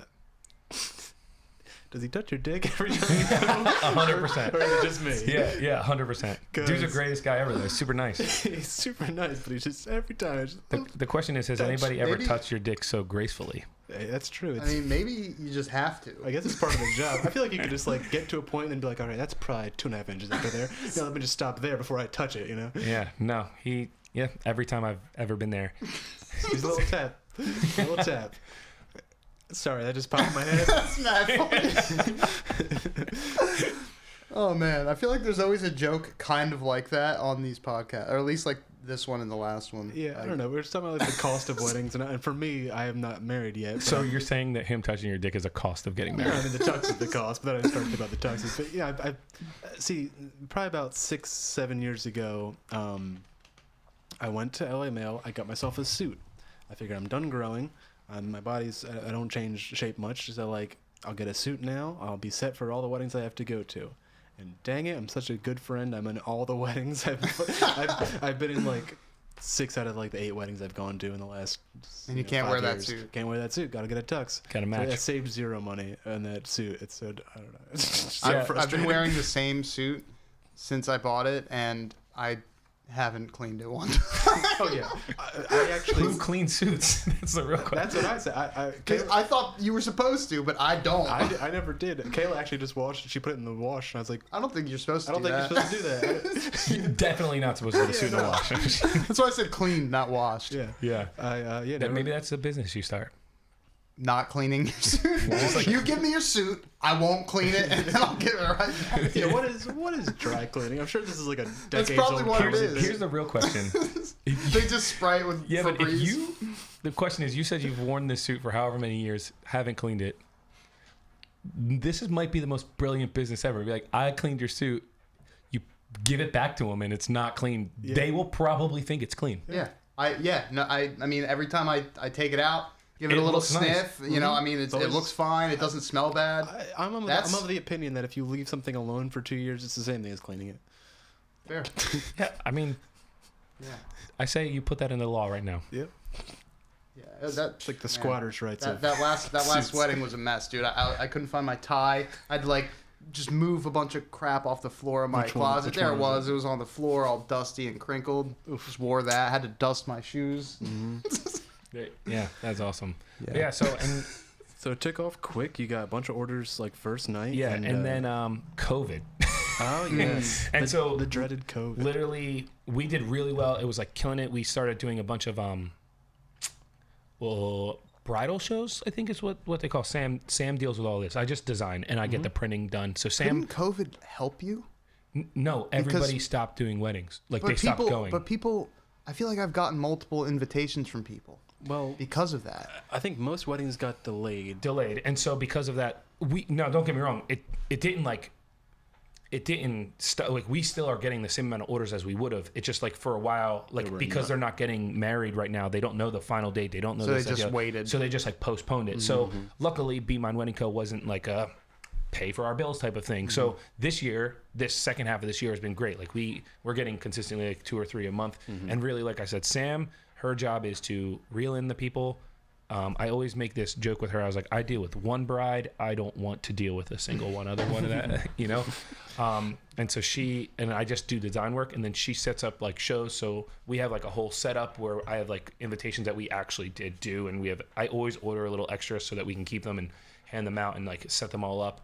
And we do like shows, and she goes and she sells, and she has a degree in hospitality. So she's really like super personable and like goes out and like she's sold weddings. So she sells them, and she's something about her like that makes you like, yeah, like I'm just gonna use you. And so she's like really good at it, and then I just design. And I've been to a bridal show or two in the last year because my girlfriend does some side modeling. Oh, cool. And then she was modeling wedding dresses for if you know Olivia Cruz by any chance. I do not know. She was like, I think she was like Miss Vineland or something at some point.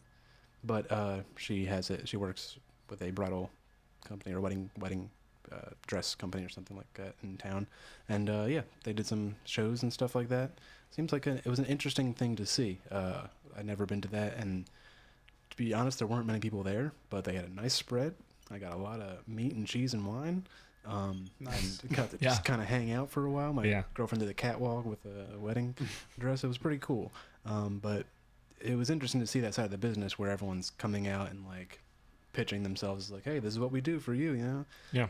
The DJ was particularly funny. I don't know if you've ever seen this one. He plays violin a lot. That sounds awesome. It's like a DJ's, music's playing, and then he just, or maybe it's a woman plays violin and he talks or something like that. It was strange. That sounds amazing. But sorry to interrupt you. No, that's great. Yeah, that's literally what it is. It's they have like a bunch of vendors and people walk around and they're like, hey, what can you do for me? And I'm like, this. And some people hit, some people don't. And sometimes I think it's like what they see, but there's some places that do invitations, and I mean it looks like a flea market. Like they just have 18,000 invitations on there, and that's not what we're trying to do. I'm not trying to mass produce invitations. I'm trying to do, 1 or 2 a month. And, I trust myself in design. Hopefully if we got more, I would hire maybe a designer or something, but it works. It's good. It kind of like scratches that itch for her of like still feeling like she's part of the wedding thing. And so we just decided to do it together, and yeah, that's pretty much it. It's, like I said, we were projected to do more.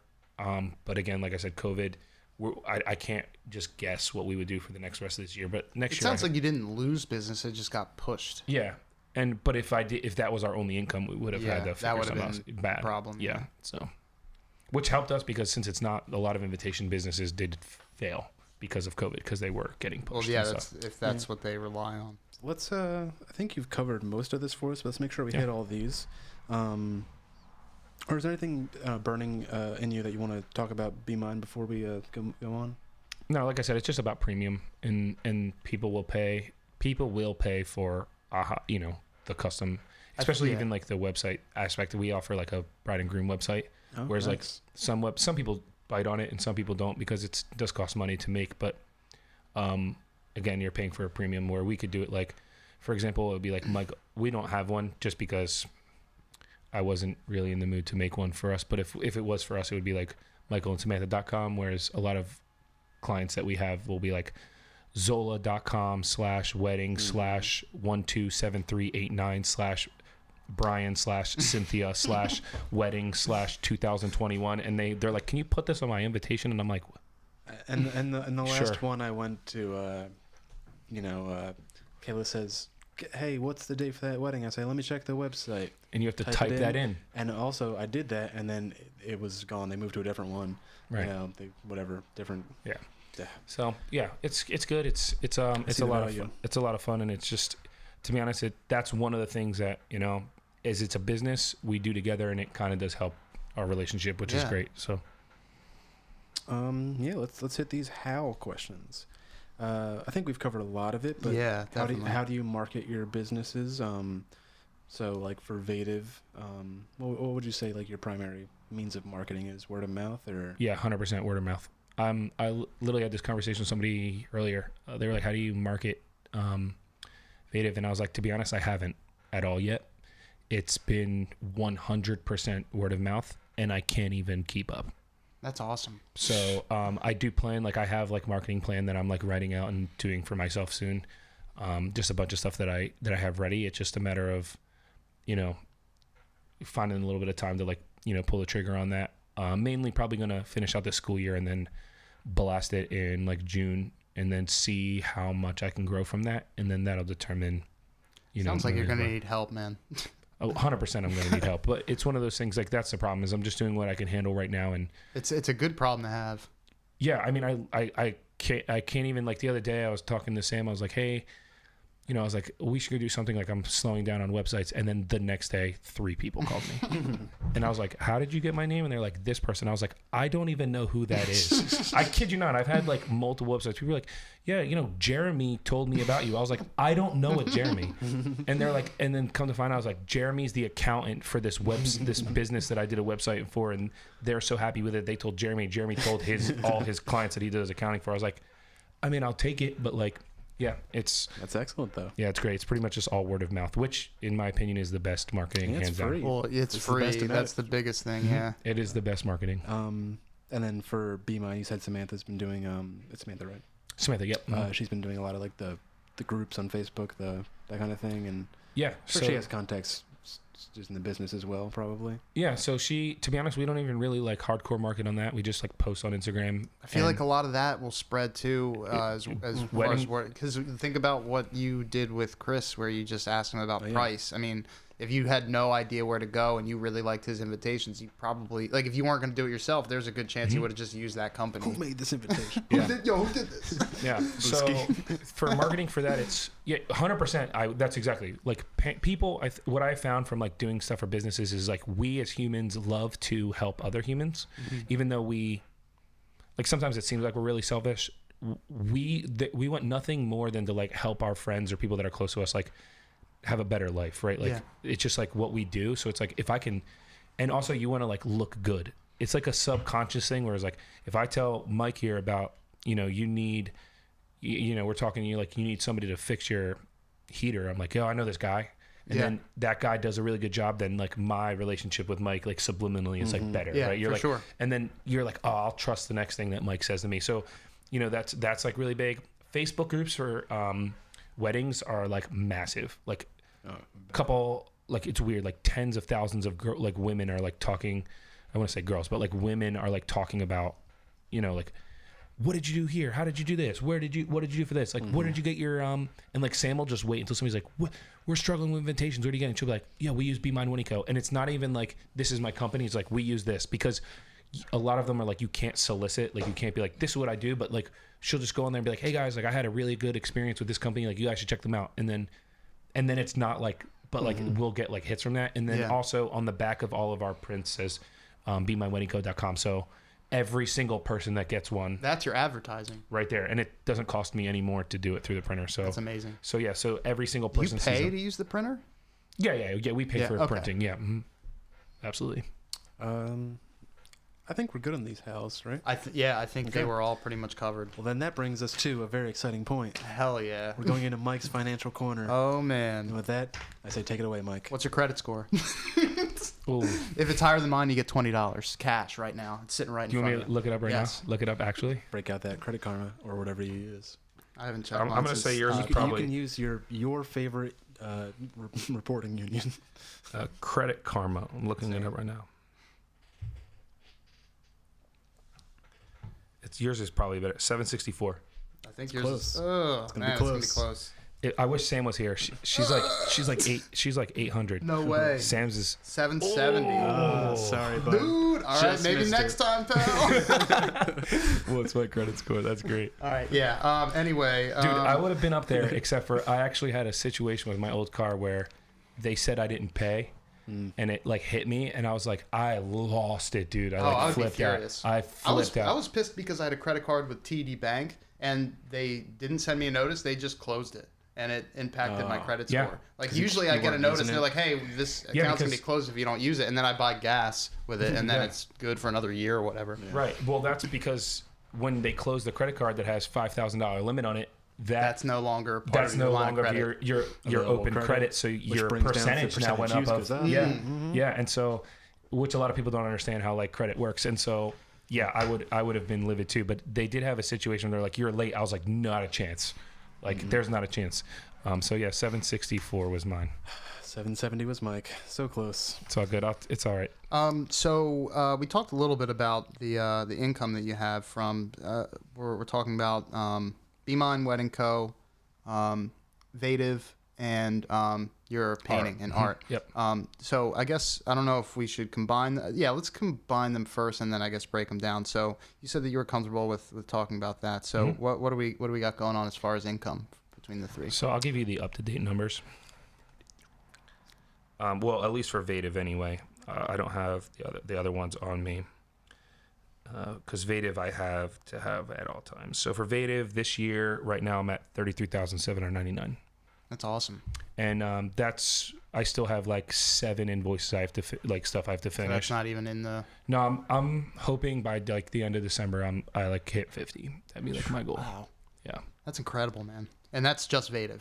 That's just Vative. And last year, you didn't ask this, but I'm gonna tell you anyway.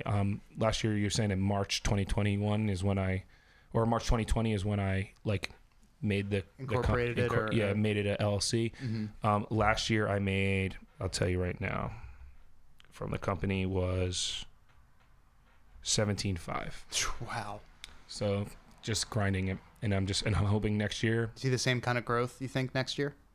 If I could make the same growth next year, I'll come back on the podcast and I'll call and quit my job.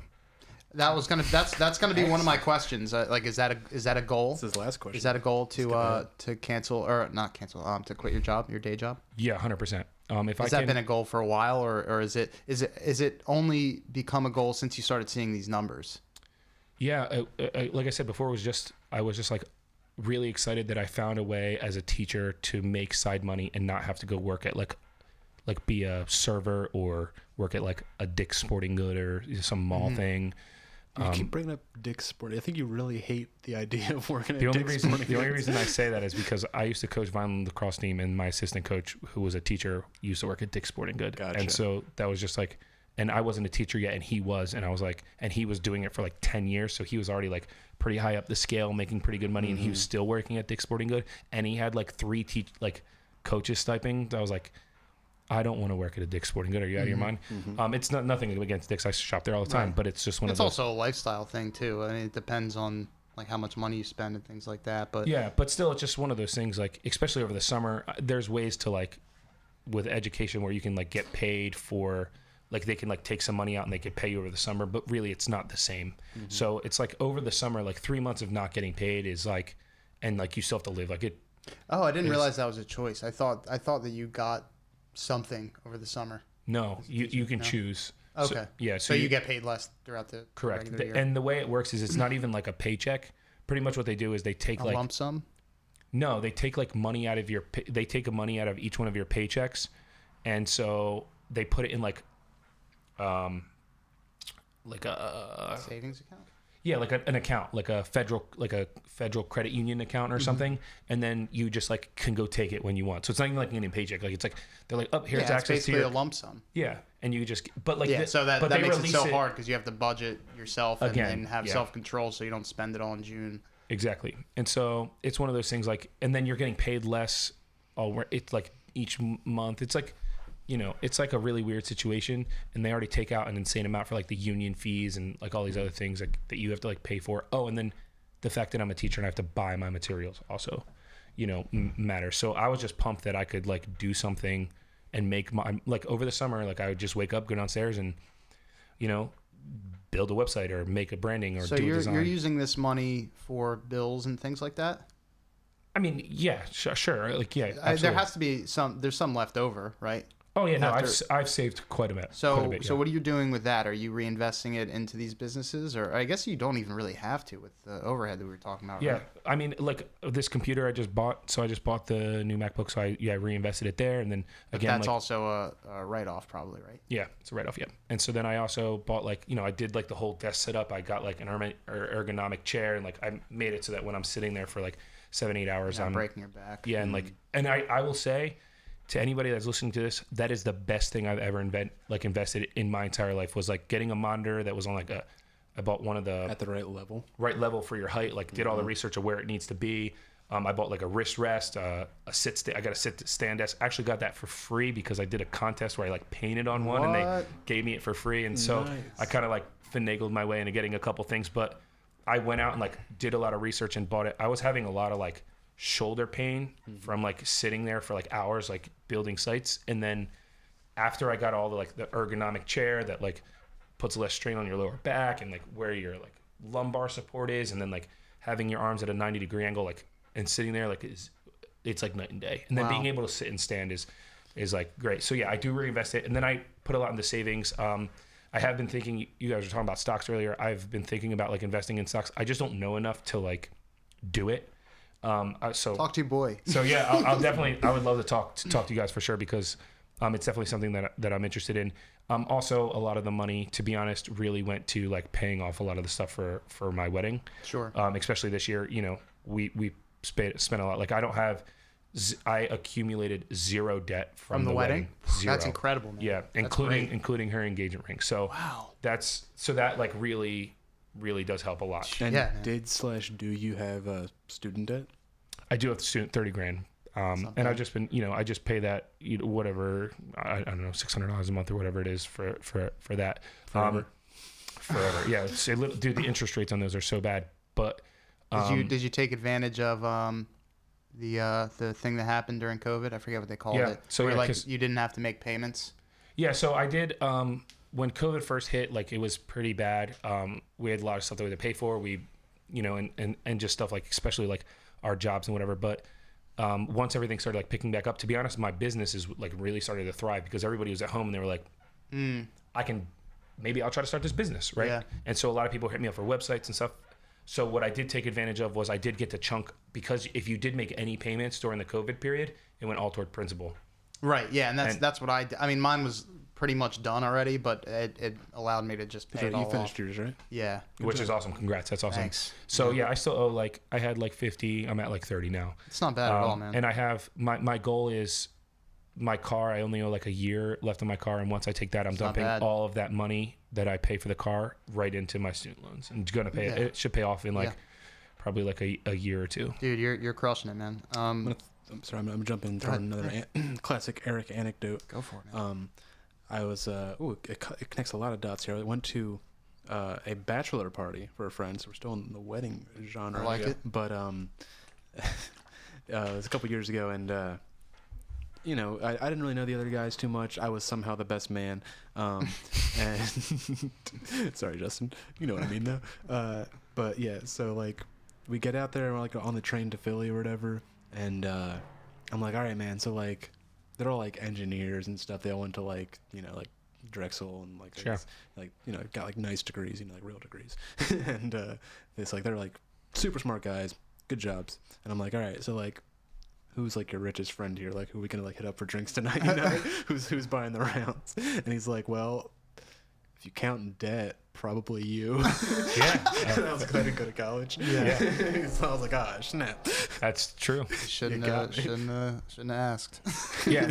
And luckily like Sam has none. So it's really just my student loan debt. Amazing, is really all it is. And then even, you know, I keep credit card debt really low. I don't try to put anything on there that unless I'm like in a pinch, you know, like you know, I'd like to have the money in my account if I can, and then if I could if I know I have it on a credit card, I'll put it on there and just get like points or whatever. But that's what I do. For the most part, I try to keep like people don't realize like you will get buried with credit card debt if you happens very fast.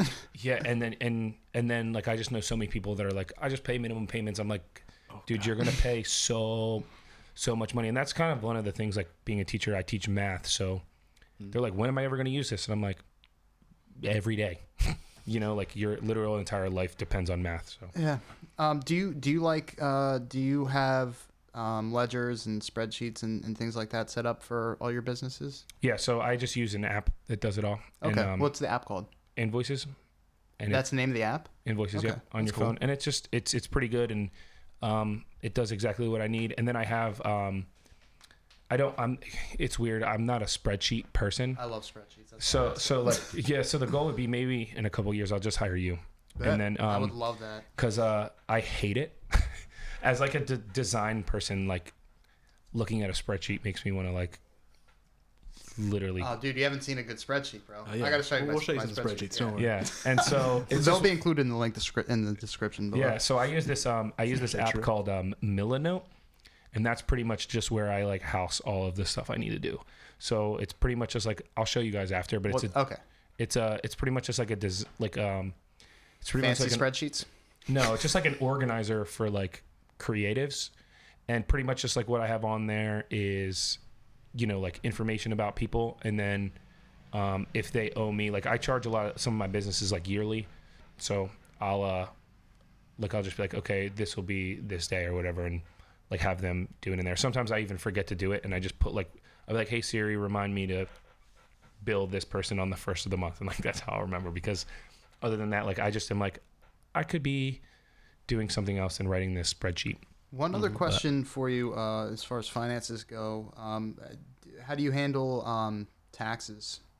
So I just go to an accountant, and I just give them all of pay end of year. You don't do like quarterly or anything like that. No, I just do it all at once, because I'm still not big enough that they're like, with what you make, it's still. But do you set money aside? Well, I guess you said you have it in like a savings account or something, right? I have it so in you don't even really have to think about it. It's in my Vative business account. Yeah, at all times. And then it must be considerable, since I mean you're single, so you have what standard deduction at Vest probably, and you have a real income as well. Like not a real income, but like a employment income. So that's like, you're not going to get too much, and you have very little deductions as far as expenses go. So it must be a pretty substantial amount. Yeah. So the money I have, it's a good amount of money in like the business account, and a lot of the time, like I still pay for like a lot of things. So like when it comes to like websites and stuff, you know, you have to pay to host them. So my company pays to host them. So that is something that like, yeah, included in the package for your. Well, yeah, I make money on it, but when I say like 37,000, well, you take off however much money per year I pay for every website that I have. And then I also pay for my Wi-Fi, like my cable bill, and Wi-Fi is paid through the business because I need it to like run. And then, like any service, like I said, like Dropbox and all those stuff, they get like bolstered in. And then I always try to like buy something business related. My phone plan is on there as well because like, I'll be paying for these things anyway, but I need them to run the business. So do you personally know your accountant, or did you have to like search out? So I just used the same guy that did my taxes, and he's like does like small businesses too. So, but is he like my uncle does our taxes? Like, is it someone like the family friend or someone in the family? We were using a family friend, was like in Atlantic City, and then I moved to like Cherry Hill area. So I was like, I'm not driving to Atlantic City anymore. And so then I just don't know what it's like or like how expensive it is to.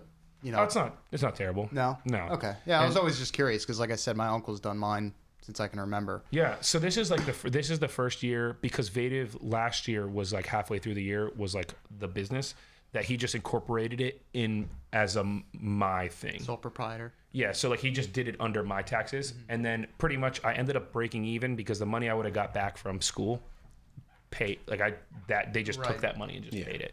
So this year will be the first year that like I have no idea how much it's going to, because it's an LLC now. Yeah, and all that stuff, and it wasn't like an LLC long enough, and I didn't make enough. I made money last year, so they were like, "We'll just do it all on this one." And there's like because it's not like you're a full year. There's like some weird like rules he was saying. I'm sure. But this year, and to be honest, the guy I can't even tell you his name. I've only used him for 1 year because our neighbor had been going to him for so long, and they were like, "You should go to this guy. He's really great." And so we went there, and I told him about the business. He was like, "Yeah, next year we'll take care of you." And and last year he only charged us like, I think to do my taxes was like, I'm not even kidding, it was like $250. That's not bad. Yeah. Yeah. So what do you got? I'm sure this year will be more though. Yeah. I think that's that wraps up Mike's financial quarter. Yeah, no, for sure. All right. Let's move into our end section. Michael Brodzik. I keep wanting to say Brosnick. I know. I've had so many like Brodsnick, Brodsniak, Brodswick. It's all good, dude. Michael Brodzik. Brods man. Do you have any questions for us in any capacity? No, not that I can think of. If I think of some, I'll definitely know. All right. Do you have any wacky stories? We didn't have a good way to like work this into it, so we're just like any like crazy people you work with, any projects that went awry. Yeah, no, I have some cool stories actually. So I was working. I'm not gonna say names just to tell us their names. So I'm building a website for a doctor, and he's a trauma surgeon. Wow. Yeah, dude makes a lot of money. What's the website for? Yeah. Yeah, I can't even say that because there's like an NDA I have to sign, but it's pretty much just like they're doing like a subscription-based service type thing. But anyways, every time we're supposed to like meet, like one of the things I pride myself on is like I answer the phone, I don't miss deadlines. If they need something done, it is done. I don't care if I have to not sleep. Yeah, it gets done. I pick up the phone, right? Things like that. Like meeting, if I go to a meeting, I go to a meeting. Now, I also understand like I don't hold it against clients when they're running a business. Things happen, especially when you're a trauma surgeon. And he was like, "Hey, I can't make our meeting today. Can we push it back till tomorrow? And I'll explain." And I was like, "Yeah, sure." And so I get there. He's like, "I gotta show you this." He's like, "Check this out." And this like chick had like a stop sign through her leg. Oh my god. He was like, "This is why I couldn't be there." And I was like, "What in the world?" That's a good excuse. And I was like, "Dude, that's so wild." They brought the stop sign to the hospital? Yeah. They like the chick came to the hospital. They probably like couldn't remove it. Yeah, it was like stuck in her. And he was like, I was like, "Dude, what?" I was excited that I like coded this picture in your website and you just ripped a stop sign at somebody's leg, right? And so this story gets even better. It's kind of wild. So I was like, "How long does that take?" And he's like, "I don't know, a couple hours." I was like, "Is she gonna walk?" And she was like, "Yeah, she'll be fine in like 3 days." And I'm like, he was like, "I'm more worried about like how did this stop sign go through her leg, right?" So every time like after that, like I've met with this dude and I'm like, "Yo, you gotta show me something. Like you're the head trauma surgeon or whatever this hospital is, and like people get shot." He's like, he sees like half of faces and like shotguns and legs. You want to see that stuff? No, I was just like, just tell me like what was curious. like what's cool. And he was like, dude, you should just like shadow me. I was like, can I do that? Like, that would be cool. I'm like, I can. He's like, yeah, just like scrub up and just like trying to vomit. I was like, dude, what do I do if I pass out? He's like, you get up. That happens all the time. Like, we have people here that pass out all the time, right? And so I was like, he seems like the chillest guy on the planet. it was hysterical. So my brother was there doing like a photo shoot for his website and everything, and so he was like, I was like, can he come and just like take pictures? He's like, yeah. I was like, this is like a thing. Like I can actually Tell him I want to come. I was saying, I was like, is this really a thing, or are you just like fucking with me? Is this doctor's name Gregory House? yeah. And so he was like, so my brother's like, dude, I don't know if I could go. Like, what are you gonna do when like somebody comes and like they're like squirting out blood? He's like, do you guys like scream? Like somebody runs in, is like, we got a squirter, we got a squirter. And like his wife is a urological surgeon, so she works on like your pee hole and shit. And so she was like, no, that's like a porn saying. Hey, how? This is like the interactions I have. Like people was like hysterical. That's so funny. Oh my So I'm god. just trying to imagine the market for like I guess so. Subscription-based drama searching. That I get, but I was God. trying to imagine how often do people need surgery on their urethra, but I guess more often than you think. Yeah, she's like the best. Like, there's like four in like South Jersey, and she's the best or something. And yeah, but it was just like hysterical. Like they're like the smartest people I've ever met, and they're just like they're like super funny and super chill. But it was just like, no, that's a porn thing. And I was like, you know what I mean? Like I'm trying to be like super professional. I like have like a shirt I wear and all that stuff. And she's like, and we were being serious. Like, you know, like in shows, you like see people like blood squirting out. They're like, oh my gosh, this guy's squirting. And she's like, nah, that's porn, dude. That's just porn. So it was, it's cool. Like I have a lot of cool like interactions like that. But nothing else is like really like wild. I've never really like made any like errors or anything. That's excellent. That's a great story. Thank you. Yeah. Do you have any specific points of advice you'd give to someone who wanted to get into a similar business as you? Yeah. Do it. If you think, I know this sounds like stupid or like cliche, but you really kind of can do, especially with like technology nowadays, especially the way the world works. Like I like code, I like learn how to code, but like I almost never use it anymore with like Squarespace and like Webflow and all of these different tools that you can use now. Web development is like more accessible than ever. Now, that doesn't mean that there's not still a level of, you know, skill that you need to do and like knowledge and like know-how. Like there's people out there that try to do it and aren't. But like I always just say my recommendation for like not just this business, but any business is like, one, be proud of every single thing that you put out and do it to the best of your ability. And don't try to like take advantage of people. What's really helped me is like the web development like ecosystem. Like you were saying, like what you do, like you're a reseller, right? Like, and there's like scummy people in the industry. It's very similar in web development. Like people almost try to scam you into kind of being stuck with them, and then you're kind of like, you end up getting a website that's like dated and not up, you know, like doesn't look and good. It's also frustrating, like you said too. Like once it's there and developed and that's promoted and people are going there, if you want to make a change, well, I guess it depends on what you're changing. Like if you have to change the name or something, that I don't know if that plays into what you're talking about. Like that could be really frustrating if you have to try and change who you're working with. Sure. But I don't know if that would change the link, is what I'm saying. Yeah. So the domain works, especially with me. Just a little insight is like the way it works is domains are normally separate, and then you build the site, and then you host the site, and then the domain gets connected, and you can point domains all different ways and all that stuff. But what I find is I'm always just super honest with my clients, because my goal is, like I was saying earlier, is like Flash like exceeded what I could personally do. And when I started, his was like one of the first ones I ever did. I did it for really cheap.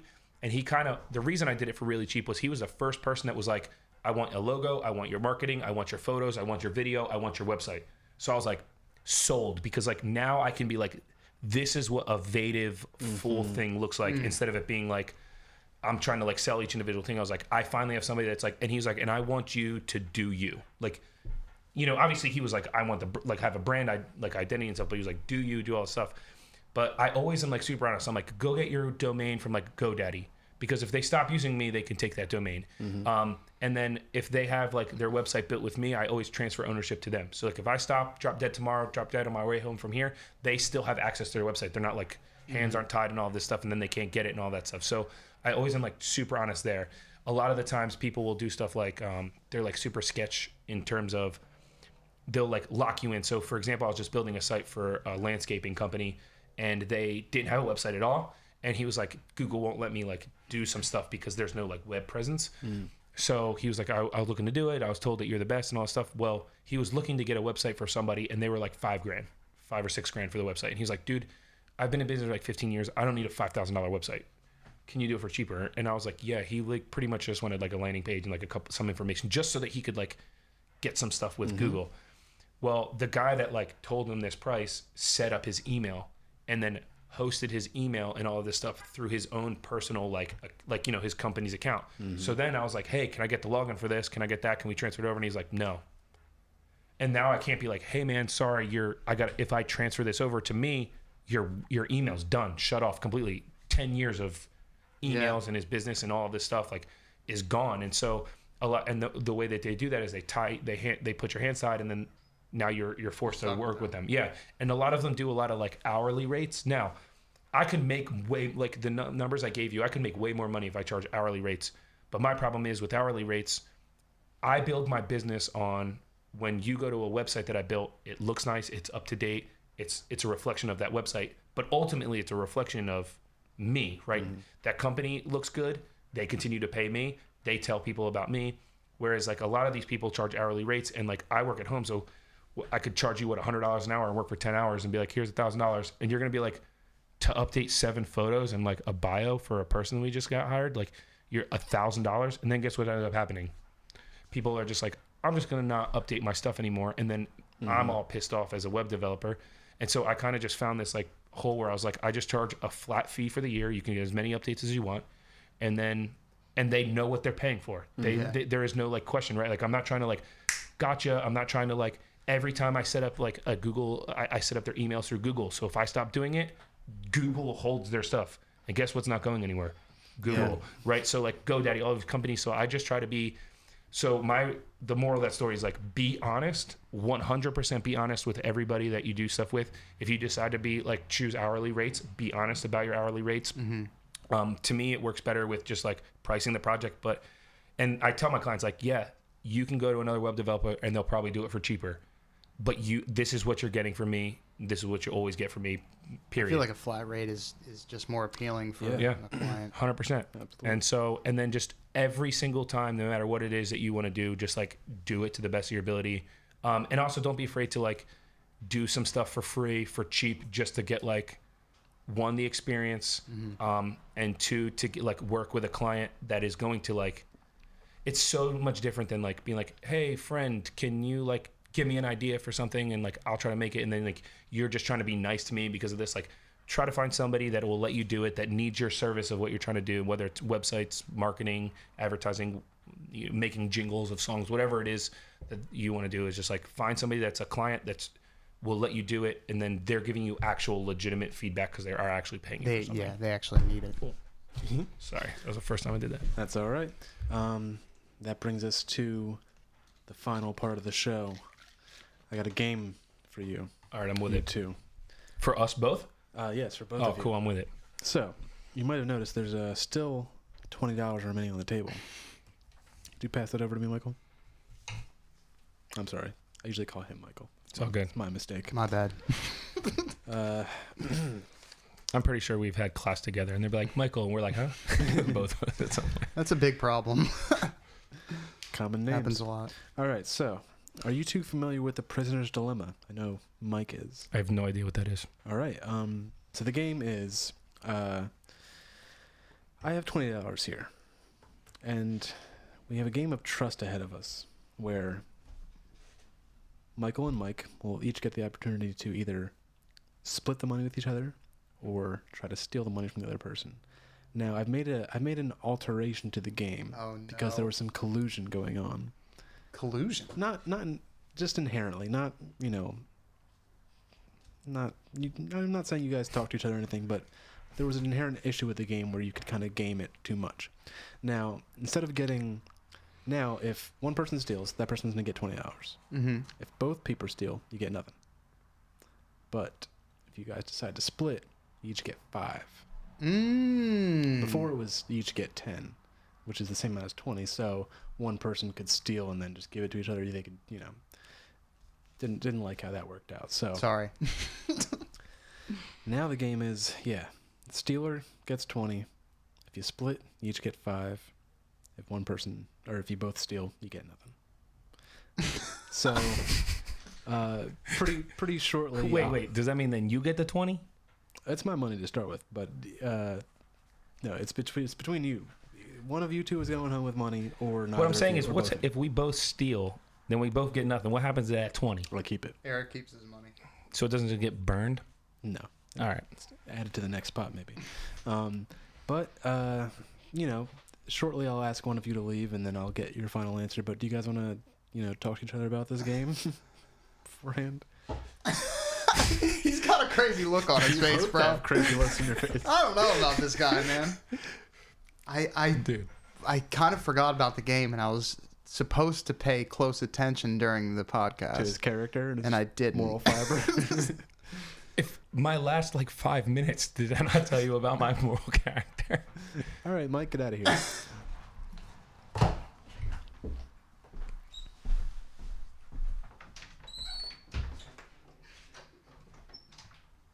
Now I'm going to give you some insider info on our friend Mike here. He has some tendencies. Yeah, he set me up. He knew his credit score was higher than mine. It's facts. I have to take out credit line for my business. That's not fair. It's not fair. That's already lost of $20. So far, he has tried to split twice and steal once.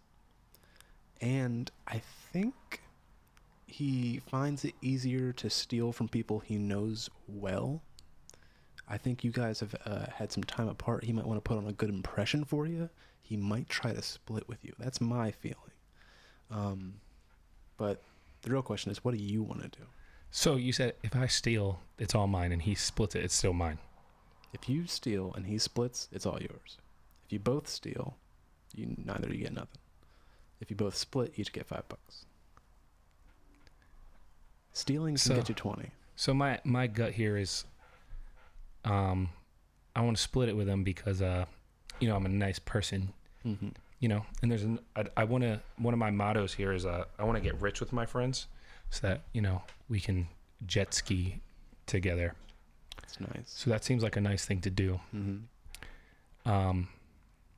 But there was this time, right? There's a story of Mike and my brother from back in the day where we were at Mike's aunt's house, and he took my brother off into the woods, and they were trying to find locust skins. Okay.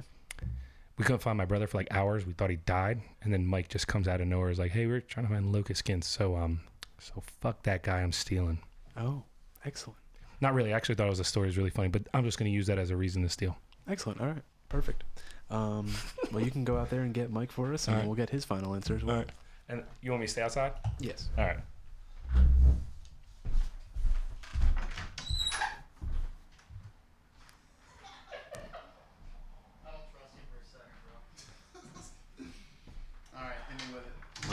Mike. Welcome back. What's the damage? The damage. I don't know. I like saying that. You would. How you feeling? I don't know. Things that popped into my head were I was leaning towards stealing. Yeah. Yeah, but then I was like, well, then I'm kind of creating this pattern where I don't steal and then I steal and then I don't steal. And then there's this thing about him, his whole honesty spiel, right? But then he had the craziest look in his eye. And then he was like, listen to what I just said. Yeah. I'm Honest Abe. Mm-hmm. So I'm like, oh, well, he's a sucker. But then, I've noticed maybe he's not. I was painting a trend with you that I had noticed in our episodes so far where it seems... This episode? Or episodes? The episodes so far. Okay. I feel like you so far you've only tried to steal from Martin, correct? Mm-hmm. And I feel like you're more comfortable stealing from someone you're currently, friendly with. Well, where like it's like Yeah. he won't mind. Yeah. When you're trying to make a good impression, you're like, I better split. I don't know how that will tickle your brain, but that's what I was thinking. Well, he's a weird one because I haven't seen him in a while, but we're good friends. Yeah. What do you think I should do, bro? Oh. I always think you should steal. I think... Especially now that the stakes have changed. I'm going to steal, bro. You're going to steal? I'm going to steal. All right. Go get Michael. You can come back with him. $5, bro. No, we're getting... Wait, if we both steal, we get nothing, right? Correct. Get your ass in here. All right, I'm in.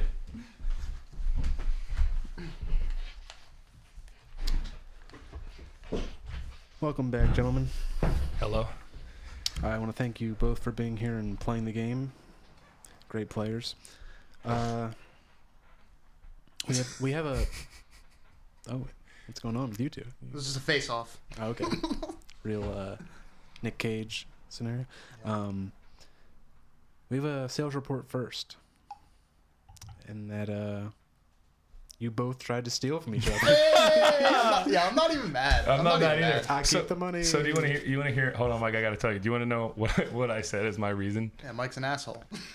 No, I literally was like, so I want to be a nice person and split because I was like, I want to get rich with my friends and this $5 can go towards jet skis, Yeah. which would be sweet. But I was like, but there was this time. You could buy 2 million sheep with it or something. Yeah, for sure. Doge.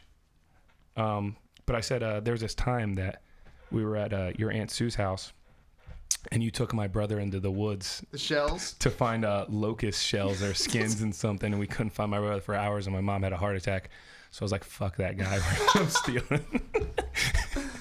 Well, I was talking about how you were talking all about honesty, and I was like, he's trying to trick me, because you were like, listen to what I just said.